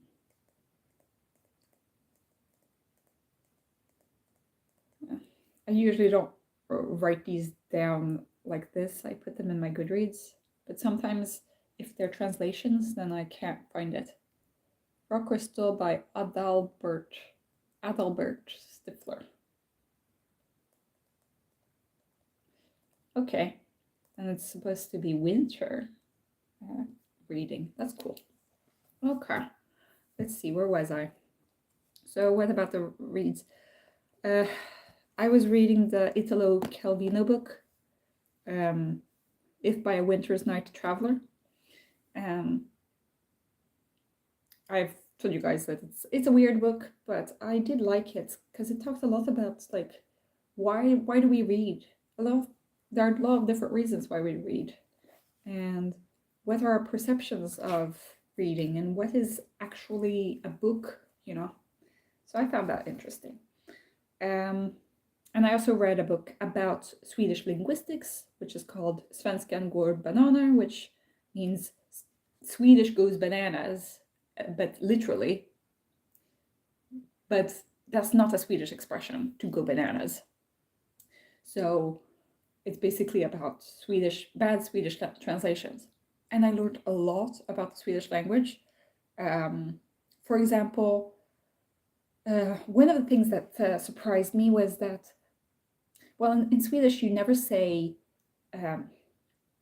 like in French, you say you, there's the singular you, and then there's the plural you. And the plural you is used, vous, instead of tu, is used for like, you know, somebody that you went to see with respect. But apparently in Sweden, Swedish doesn't have the plural you anymore. Nobody uses it. But apparently, you know, in the 100 years ago, they would use it, but not in a formal way. The plural you was actually kind of used in a distancing way. So people who now try to reclaim the plural you to show respect, or people who are doing bad translations, are actually making for example, they say like the plural you for king, they're actually making the king sound lower than you. And I found that really interesting, because I never thought of that. Because you're distancing yourself. And by distancing yourself, it doesn't mean that you're putting them higher up. It can also mean that you're putting them lower down. So there are all sorts of things. Also, the way that you respond yes, no to questions. You know, if you ask a question in a positive sense and you respond, then you respond yes or no. But if you ask like, you write, you don't like that, do you?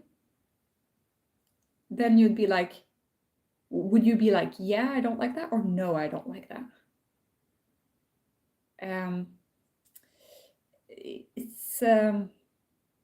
It's difficult and it's different for every language. So I found all these things interesting. I actually made a list on my phone of all the things that I have done wrong in Swedish before, and now know better. I'll try to apply it in my real life, but it's difficult because I didn't know all the rules. Apparently, also there's a rule in Swedish that in Swedish they don't have gendered pronouns. In French, there's like 50% le words and 50% la words. But in Swedish, it's more like 90% en words, en, and 10% et words. And I was like, you know, it's random, you know. I was used to the French way of thinking of it, it's just random. It's just a natural French speaker who knows when a word is a le word or a la word. There is no rule to it. But in Swedish, there is actually a rule to it. And the rule is that living creatures are all N words, except for lions and for children and for monsters. Because monsters are kind of not really truly living. So it's a et monster, et lion, et lejon, and et child, et barn. So I don't know what's the coupling between children and lions and monsters, but for some reason that is the rule. All living things are N, except for like, I don't know, kids. I don't know why monsters are not truly living.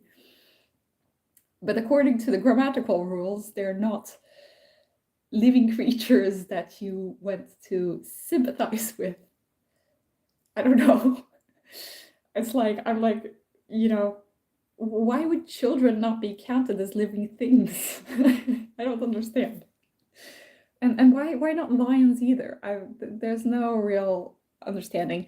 But you can kind of generalize, which you can't do in French. In French, it's just like le, la, no order.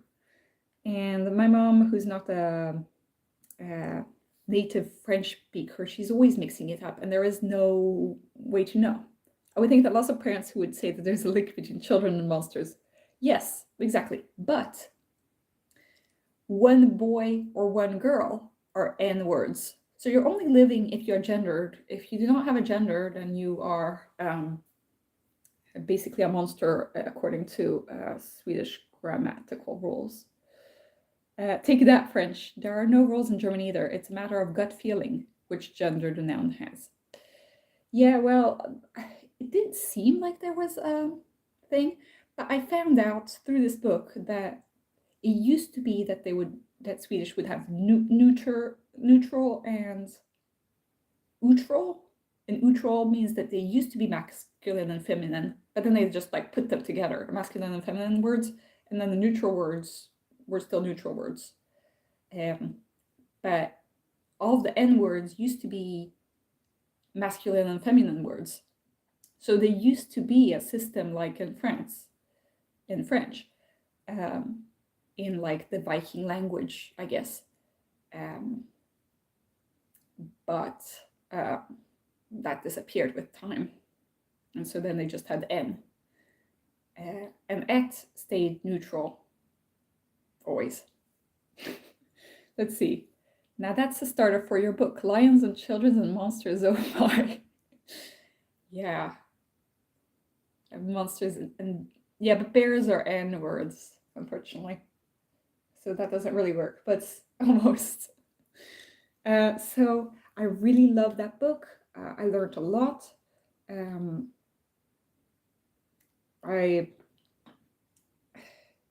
It was written by a translator for translators, but it was pretty fun, you know. So that's that. This is a book that I've been planning on reading for a long time, and it's soon going out from the libraries. So, Le Grand Méon of Alain Fournier, which I really have been trying to read, but I haven't started really. I found this book, which is by What You're Looking For Is in the Library, and it's a Japanese bestseller by Michiko Aoyama. And according to, apparently it won awards and stuff, it's actually Vandal Pete who got me into reading, like looking for Japanese books at my library, because I read No Longer Human, that was recommended from him. And it's basically about a librarian who can find what each visitor at the library, which book they are looking for. And with that recommendation, they can find what they need to achieve their dreams. So I like books about books, so that was pretty fun. And that's that. I also have the book Educated, which is about cults by Tara Westover. And that has good reviews on Goodreads, and Dopamine Nation. I've told you guys about that. But I have a whole list of things I want to read on Goodreads, and it's like I'll never get through to all of them. But okay, let me see. I could think of lots of parents. Wait, no, I've already read it. There's kind of a similar thing in English. It's really rude to call a person it, but it's okay to call a baby it. A few hundred years ago it was okay. Wait, I can't read. To call an older child it too. Yeah. But ironically, I actually read that in the book, but in Swedish, it's actually pretty bad to call something it. Even a baby.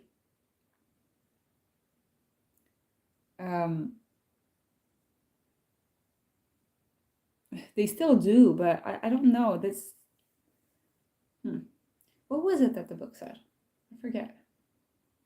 Because in Swedish there's a pronoun hen, which is a mix between hun and hen, which are the feminine and masculine pronouns. And so a lot of people will call themselves hen if they're non-binary. But I actually know a person who's non-binary who chooses to call herself basically it in Swedish. And I don't really understand that. But I guess that they don't want to be called a hen, maybe, because of the bird. I don't know. But I wouldn't want to be called it. But I guess if I didn't consider myself a woman, then I'd need some kind of pronoun to call myself. And calling myself the masculine pronoun maybe wouldn't work. But I don't know. Yeah, exactly. Exactly, dark blood. So I don't understand, because this was when I went with this queer group, the queer Stuga party, this summer. I met a ton of like non-binary trans people, gay people, and we went into the woods and picked mushrooms. The non-binary people that I met at Pride. And one of them said to call them it in Swedish. They said they said to call them det, and I was like, okay, you want to be objectified? I'm a bit confused. But you know, in English, you wouldn't want to be called it either. So I guess that some people are just have strange ideas of like what language refers to. But yeah. But there was something about that I forgot about the language and the linguistics. That book was so interesting. I wish that there was some kind of book like that about like English versus French. That would be pretty fun. But unfortunately, this is such a niche book about Swedish and English that's made for Swedish people, but also for people who are learning the language, I guess, because I'm learning it. Like, I know a lot of things, but I don't understand. I don't know any Swedish expressions. I'm like, you know, I learned Swedish when I was really young, and then I did not learn it. I never learned it at school, so I'm just like getting through the day trying to understand. There's also the pronouns hans and sina, which is, there is a pronoun for your own. If you're saying sina barn or hans egna barn, is it hans? Hans barn is somebody else's children, while sina barn are his own children. So there are two different his. So he gave a present to his own children or this other person's children, you know? So that's a kind of pronoun that doesn't exist in English. And that gives me a lot of problems at work, because there was a secretary who told me, Ingrid, you need to know what's the difference between Hans and Sina. And I was like, I don't know the difference between Hans and Sina. But like, she was correcting me anyway, you know? Like, I dictate Hans or Sina, like, randomly choosing one or the other, and she would correctly write the right one. And then I never see my thing. So I'm glad that she gave me feedback, because otherwise I wouldn't know. She would just write the right word in, and I wouldn't remember which word I used. But then at the end, she came to me and said, Ingrid, you need to learn about the difference between Hans and Sina. And I was like, okay, wait. Yeah, Sina is gender neutral. Hans or hennes. And it's like, okay, but, you know, I could just say his own. I could say sina egna, and then Hans. Like, I could just use the same word and say like his own children and his children. But instead there are two different words. And so it's very difficult, especially when I'm working in psychiatry, because I'm like, okay, wait, like, who are we talking about? Is this your father's brother? Or is it your brother that you're talking about, you know? And the world is so complicated, and language, and I can't deal with it. So that's basically my problem to deal with. The secretaries at psychiatry aren't as nice as the ones at my general practice clinic, but they don't need to know.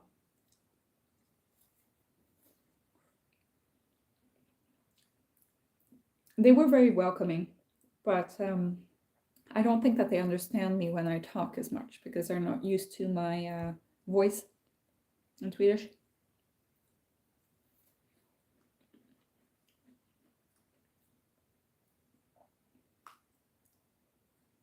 Sorry, I'm eating a lot of cookies in front of you.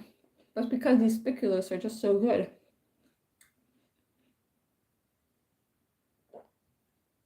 And I need to finish this milk because now it's crumbs, tons of crumbs in it. Cinnamon crumbs. Mm-mm-mm. Oh, we've been going on for 2 hours. Yeah, it is pretty cool. There are a lot of cool things about languages. I think that,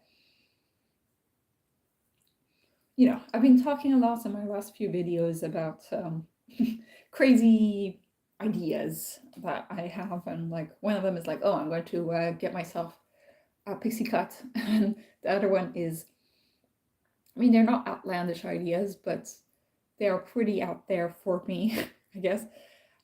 And the other one is to write a book, and I've decided, I don't care. It's not something that like are in my plans or anything, but it's nice to get some kind of outside input, even though this is kind of my echo chamber, because you're also very supportive of me, and I know that the world is not as supportive. But maybe I'll just write a fiction novel.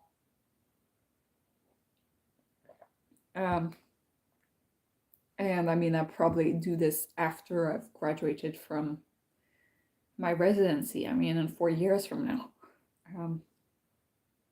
once I actually even start the project. So it's not at all a thing that I'll do.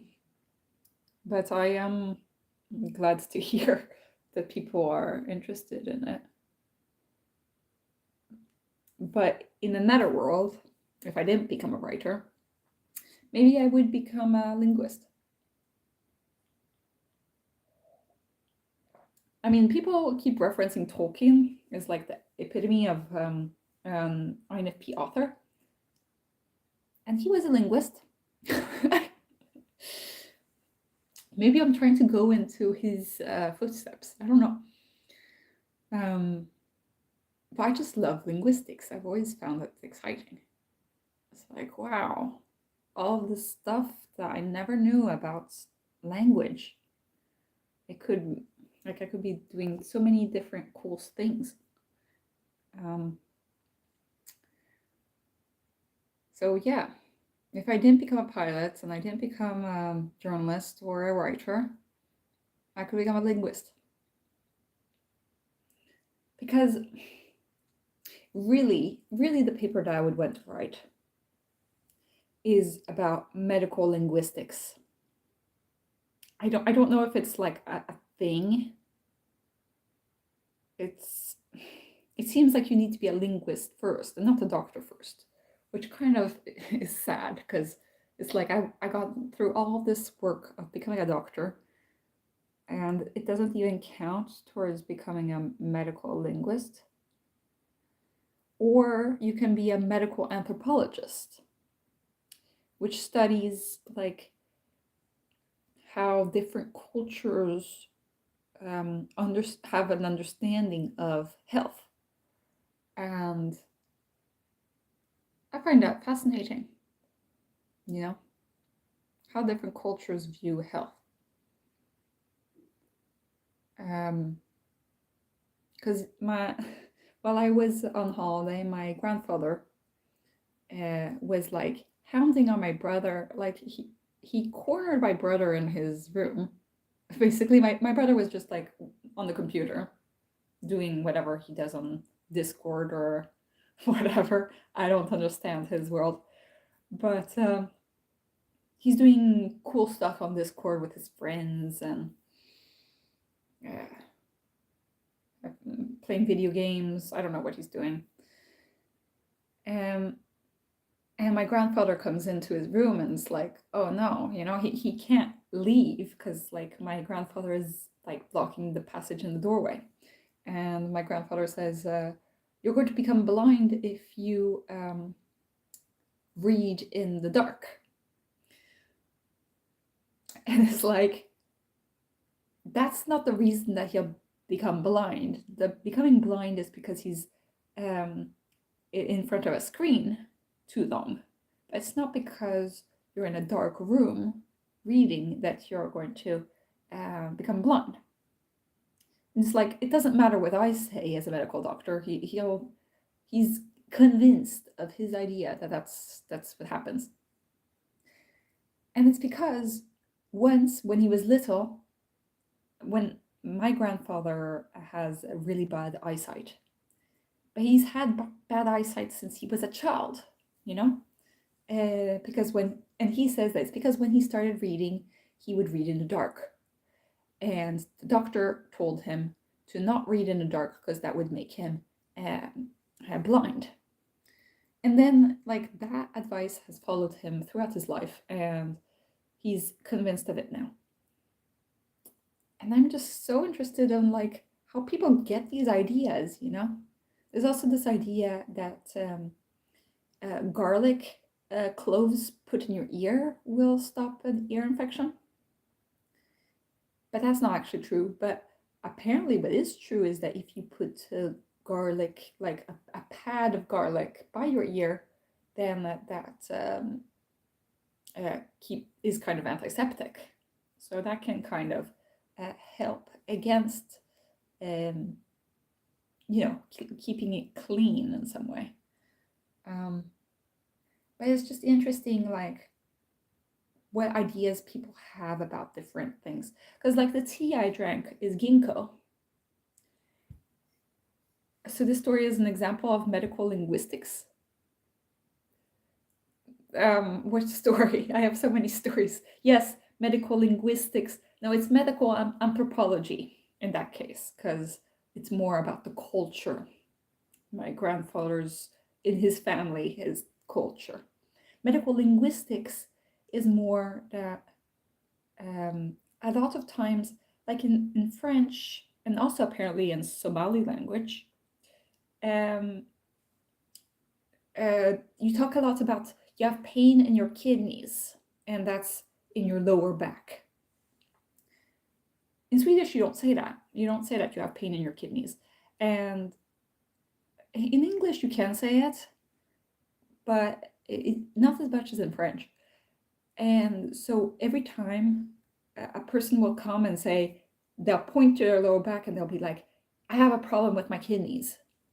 And it's like, yeah, actually not. Mostly when you have problems with your kidneys, that area doesn't hurt because your kidneys don't have any pain sensation, really. Or at least not in the way that you're describing it, like a muscle pain. Because it is a muscle pain. It's the lower muscles in your back that are hurting when you're pointing to that area. Most of the time, at least, unless it's a kidney stone. And in that case, you'll know if you have a kidney stone because it's extremely painful. And it's not the same either. But so a lot of people will talk about that. I was drinking ginkgo tea now because it was a Zen tea from Clipper. And in France, a big thing is that they do a lot of advertisement for heavy legs. And it's like, what is this condition? My mom had never heard of the condition of heavy legs until she moved to France. And she's always joking about, like, oh, everybody here has heavy legs. But that's not a diagnosis, you know? So the fact that we can use these words to describe different problems, like heartburn. Heartburn, like, oh, you think that is the heart, but it's not. In French, you say you have an angina, which is more, you can have angine in your throat and angine in your heart. So in France, the equivalency is to having tonsillitis. So having tonsillitis and having heartburn is considered similar, while in English, heartburn is considered similar to having a heart attack when it's actually related to your stomach. So there are certain, like, twists on language that I find really interesting. There was also a man one day who he spoke Arabic, but he also spoke Swedish. So he told me, my tonsils have gone down. And I'm like, what do you mean your tonsils have gone down? He's like, I think that I've swallowed them. And I was like, you can't swallow your tonsils, they're there, you know? And he said, well, in my language, we say that the tonsils go down when they are inflamed. And I was like, that's interesting, because in English, like you would imagine that when they become bigger, they blossom up, kind of, you know, they go up. For us, something becoming big and swollen means that it goes up for some reason. Well, for them, it would go down, would be that they're becoming swollen. So it's kind of like, you know, the way that we write is backwards to them. Wait. Everybody's saying hi, and I'm missing them. Hi, Treetoon, Super Cat, and Schumann saying hi to these people. Oreo cookies have been shown to lower LDL cholesterol in ketogenic low-carb diets. Perhaps the cookies you are eating do so as well. I think that they have a lot of fat, unfortunately, because they are, yeah, they're pretty fatty. But I don't know, maybe. Let's see. It's indeed about the language of medicine. I have focused too much on language and medicine as independent sciences until now. Yeah, no, but I just, because I talk to patients day in, day out, I find out about the ways that they say things. Like, I was thinking of the expression, you know, you're really healthy, you're fit as a fiddle. Okay, that's what people say in English. You know, they say, like, I'm fit as a fiddle. And it's like, how is a fiddle fit? You know, that makes no sense. And in Swedish, they say that you're healthy as the seed of a nut. You know, a nut doesn't have a seed inside it, but it's like so pure of all layers that it's so healthy. You know, that's kind of the thought, I think. So there are these expressions, and I don't know, I think that they would be cool, because I did do some translation work for an app called Care to Translate, which I will do a little bit of publicity for, because you can get it on your phone if you just like put it in App Store, Care to Translate. And it's used by medical professionals, but also for patients. There's a patient option. So if you go to a foreign land, you can choose the patient option, and then there are certain sentences that are often used in healthcare, like, my medicines are. You can push that, and it will give you the sentence written and a voice. And I've contributed some of the English and French translations on there. And I've also contributed my voice before I was replaced by AI. Now it's all AI voice, but at the beginning it was my voice, actually. But yeah, when I was doing the translations, I was realizing, like, in Swedish, there is no word for leg, okay? The word for leg is the same word as for bone, which is confusing, because you're like, wait, the leg bone is the ben, you know? And that is confusing. But Swedish has a word for throat and for the back of the neck, which, you know, in English, we don't have a word for the back of the neck, really, or not something that is used very often. So I was like trying to explain, like, what word should I use? I had to write the back of the neck. And similarly in French, like there are different words that show different organs that are different, and it's just interesting. it's like the way that colors have different words. Some languages have lots of words for different colors, and some don't. Um, and the book that I was reading was talking about different, that it's not true that Inuit has 50 different words for snow. But they can like compile words together and make kind of different words for snow. I've been joking about the Swedish word slask for snow.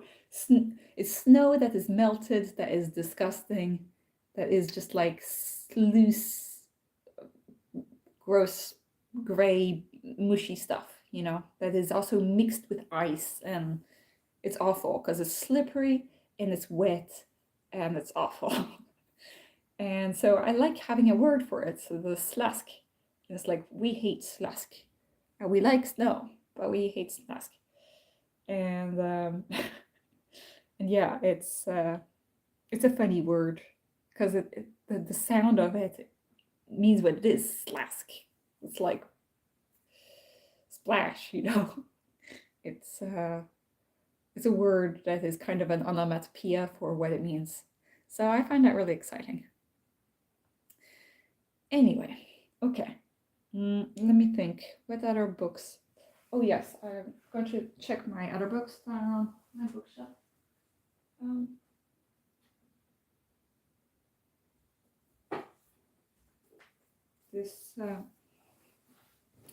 This book I also have been starting to look through, and it's pretty interesting. There are some nice like drawings about the female body and stuff. So I'll be looking at that. I've been wanting to read Kazuo Ishiguro's book, The Unconsoled, because it's in the library. I want to read Tomorrow and Tomorrow and Tomorrow, which has been getting great reviews, and that a friend of mine has been reading. There's also a book called Att älska, which means to love, by Done Frank, who's a Dutch author. And my ISFJ friend was actually reading it, and I was like, wow, you're reading a book? Not because like I didn't think that he was capable of reading a book, but I didn't think that he was really interested in doing that kind of thing. And he was like, yeah, it's a really good book, and it's about the science of love. So he said that he'd lend that book to me. He also has a book that's a scientific book about memes, but memes apparently means like patterns that are repeated organically and culturally. So it's not just internet memes. But he hasn't really started reading that book. He also wants to read Kazuo Ishiguro, but he's read only like a few pages of The Remains of the Day, which is a very good book, which I recommend. I have 125 books to read in my Goodreads, so I'm not going to get to all of them. But I go through the library. Now that I'm at psychiatry, which is really chill, I'll be coming home a little bit earlier.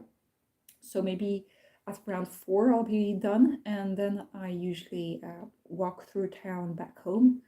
And by walking through town, I'll be able to walk through the library because the library closes at 6 or 7, depending on the day. Maybe I'll get some time to actually sit and read at the library when I come home from work. Which, you know, I was on the other side of town before, and so I couldn't really go to the library unless I had a lot of time, you know. But now the days are getting lighter, so I think I'm going to be spending more time at the library and more time just doing things in general. At the library, like I can sit and take it a little bit easy and like really focus on my reading. And I get ideas for new books every time. So that's why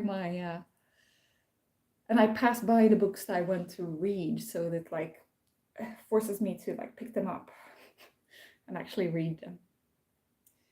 Okay. Are there any other I've been systematically going through my Goodreads, which includes all the books that you guys have recommended.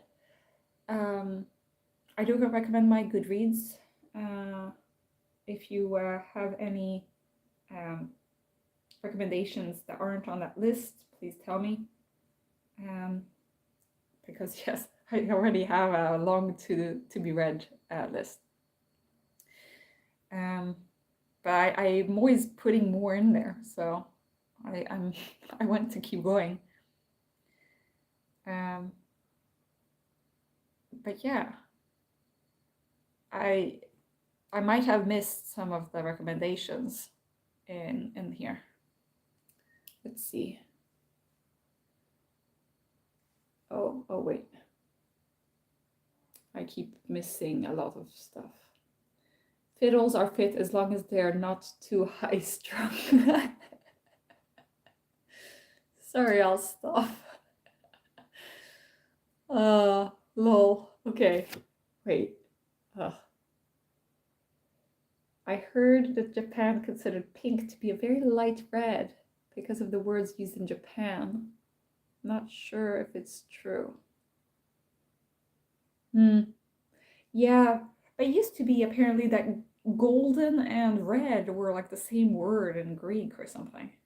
And like, we don't know if the dark wine sea that Homer saw, like writing the Odyssey or the Iliad or whatever, if it was actually that he saw that, or if everybody thought that wine was blue, their version of blue, or if it was just a poetic device, or that the sky, like the sea, actually looked red with the sunset or something like that.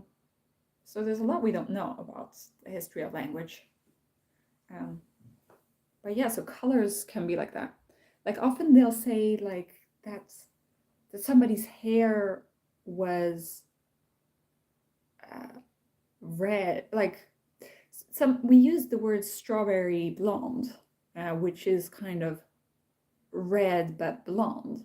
So in a way, maybe blonde and red-haired isn't that different in certain cultures, I guess. Slush in English? Yeah, but slush doesn't include the ice that is hard underneath the wetness of the slusk. Slusk is basically just old snow, and in all its forms, basically. But yeah, you could use the word slush. Slush is a good. I think we call this sleet in the UK. Oh yeah, that would be a good word. Sleet. Slusk sounds better, but yes. Okay, so sleet is the English word for slusk.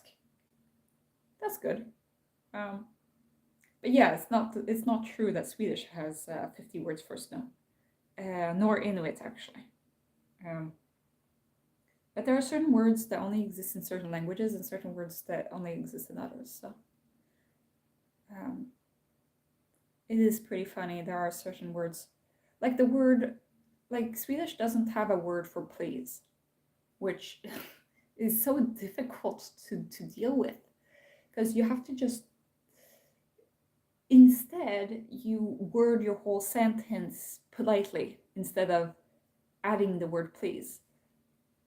So you have to be like, could you please, instead of saying please pass me the salt, you would have to say would you be so kind as to pass me the salt? Rather. So by avoiding having a word for please, you just have to like make everything all complicated. But at the same time, Swedish prides itself on being uncomplicated language, because basically using any kind of formal language is like that is incomprehensible to people is frowned upon. So all official texts are supposed to be as clear as possible. And the translator's job is to make everything simple and clear. And not like Swedish authors who are about like, they just, Swedish, yeah, it's completely different. The terms of politeness in French, the formality in French is like, whoa, up high there.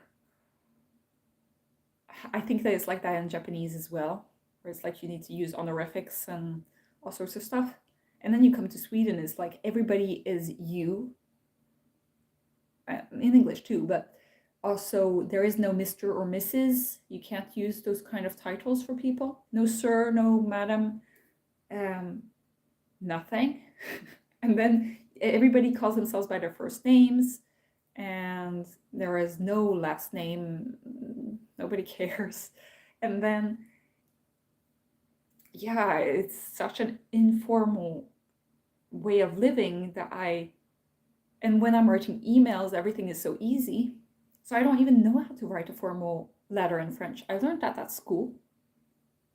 And I thought it was going to be so important. And it is important for people who live in France. They have to use these formulas in English too. Like, you know, should you use sincerely or cordially, best regards, like what should you use? In Swedish, you just say med vänlig hälsning.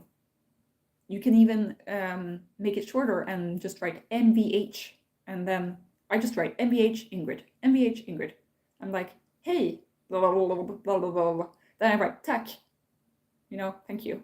And then I write MVH Ingrid. And that's like all of my emails are just that.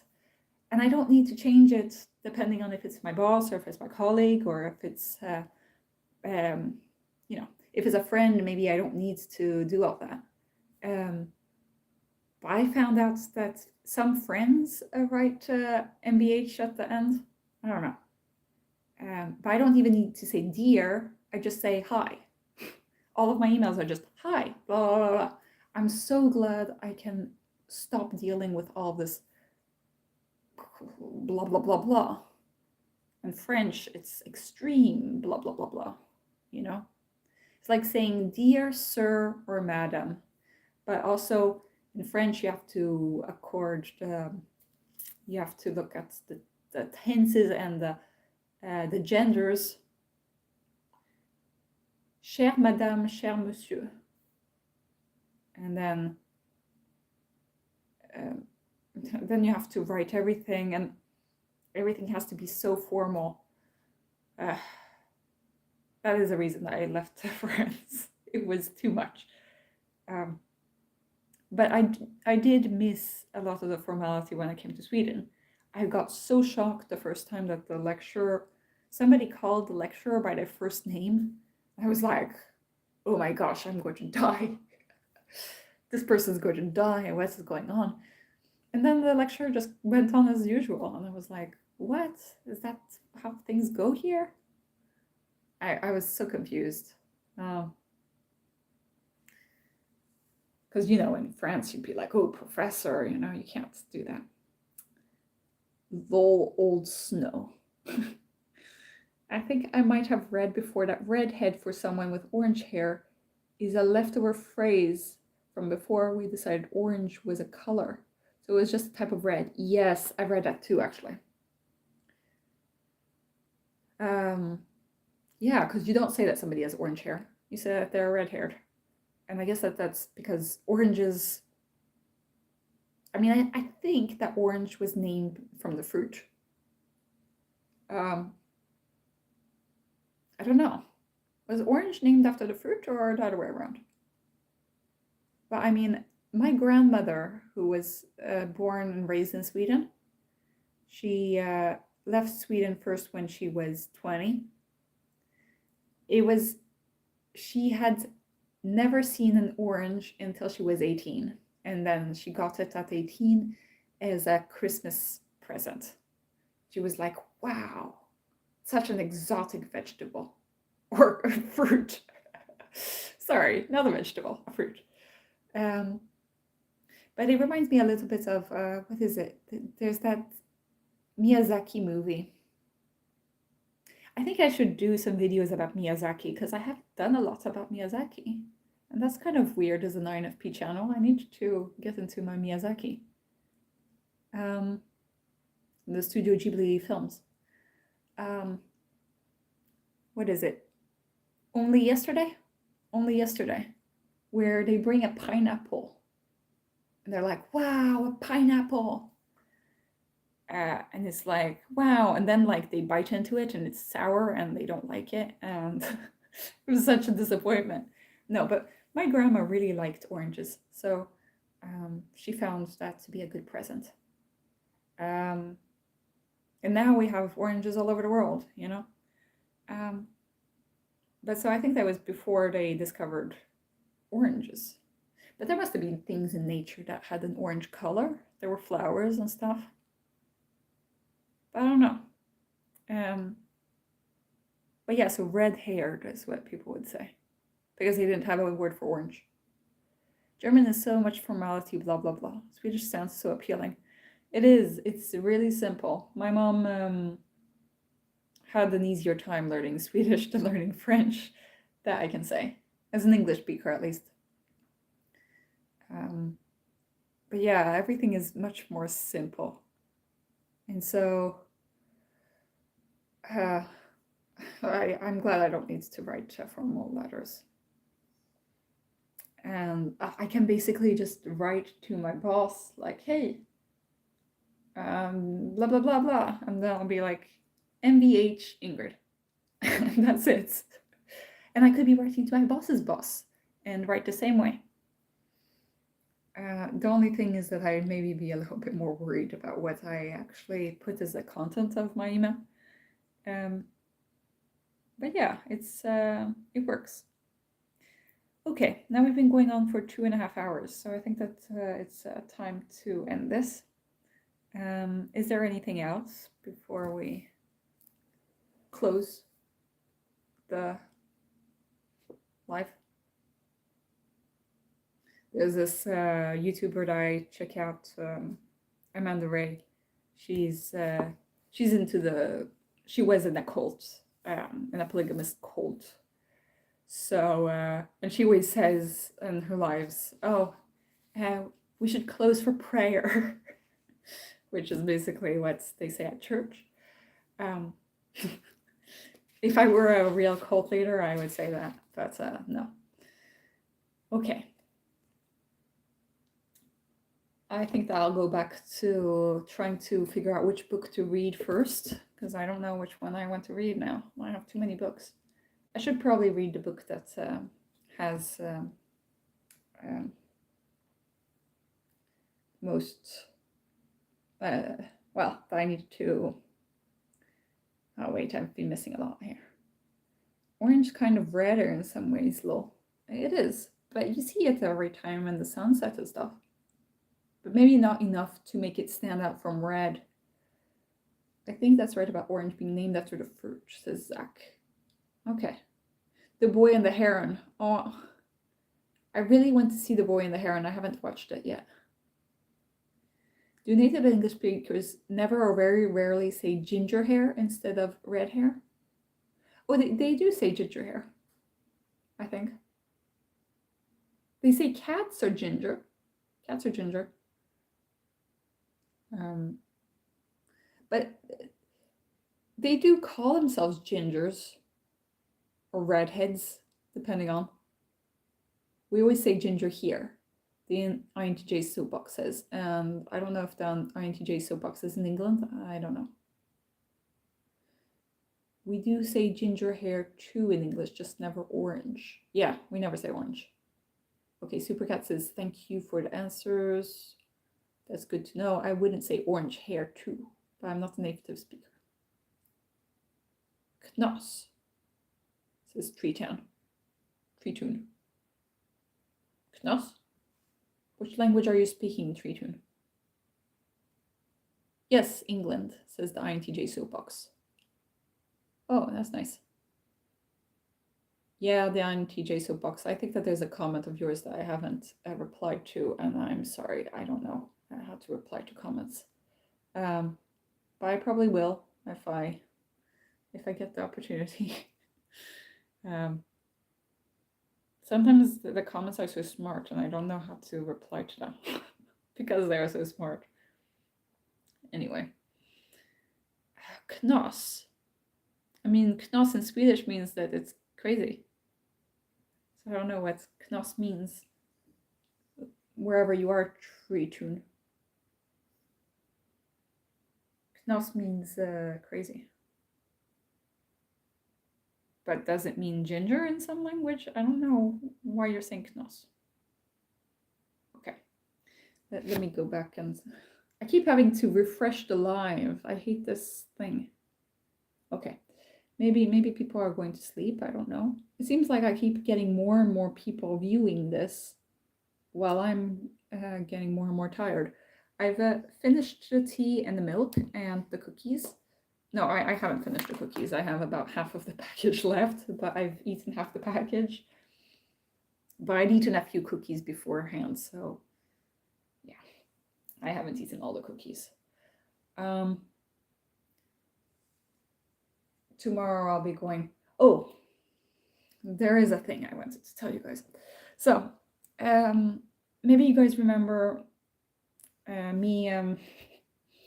my dream, my crazy dream with Vanderpiet and my ESFJ colleague's sister.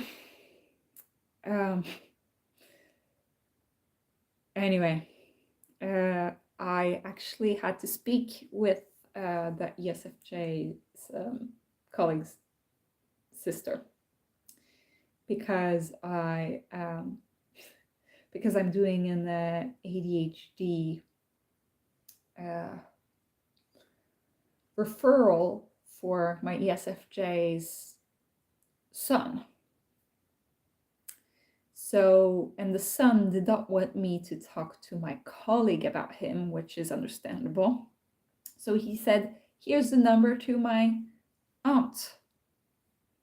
And I was like, oh, okay, so this is the ESFJ's sister.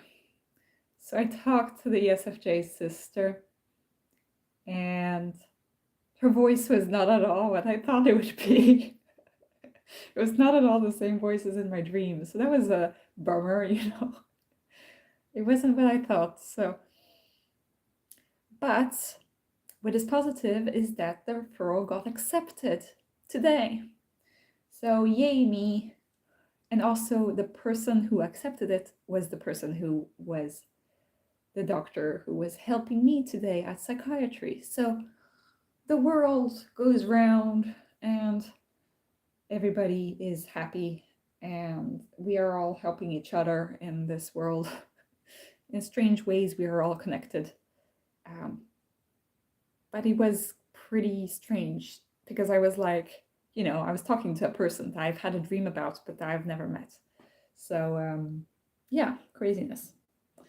But I thought that it was funny to retell a little bit of, well, to close up the story, to get closure on the story, where I was like stressed out because I didn't know the ESFJ's sister. But yes, her voice, she sounded younger than what I thought that she was. But yeah, and then it's weird also because she said, oh, well, her son and him are going to be working at the same workplace. And I was like, oh, wait, like this world is too interconnected. And right when I was thinking about this, today, I meet the ESFJ in town. And I'm like, gosh. And she was like, oh, Ingrid, like I've only been gone from my practice for 1 day and I can't help but run into a colleague. And she's like, oh, Ingrid, I reserved a locker for you because now we're going to have lockers by the food room. And she says that she knows that I need to have my chocolate and my teas in a safe space. So she reserved one. She's going to give me the key tomorrow. But we met in town and we could barely recognize each other because it was minus 12 degrees. So like I had all of this like gear, like I had all of this scarf in front of my nose and mouth, and we were just like walking like little penguins in town. And I was leaving the secondhand boutique and she was like going into the secondhand boutique, and that's like obviously the place to meet her. So that was fun. But yeah, I can't escape from my ESFJ colleague. She's always going to be around. So yeah, that was that. Good dreams are no reality, alas. Yeah. Well, I'm glad that I managed to help that family, at least. Because I think that this person will be helped with an ADHD diagnosis, actually. But it is weird because the CSFJ has also been following my diagnostic journey, my path.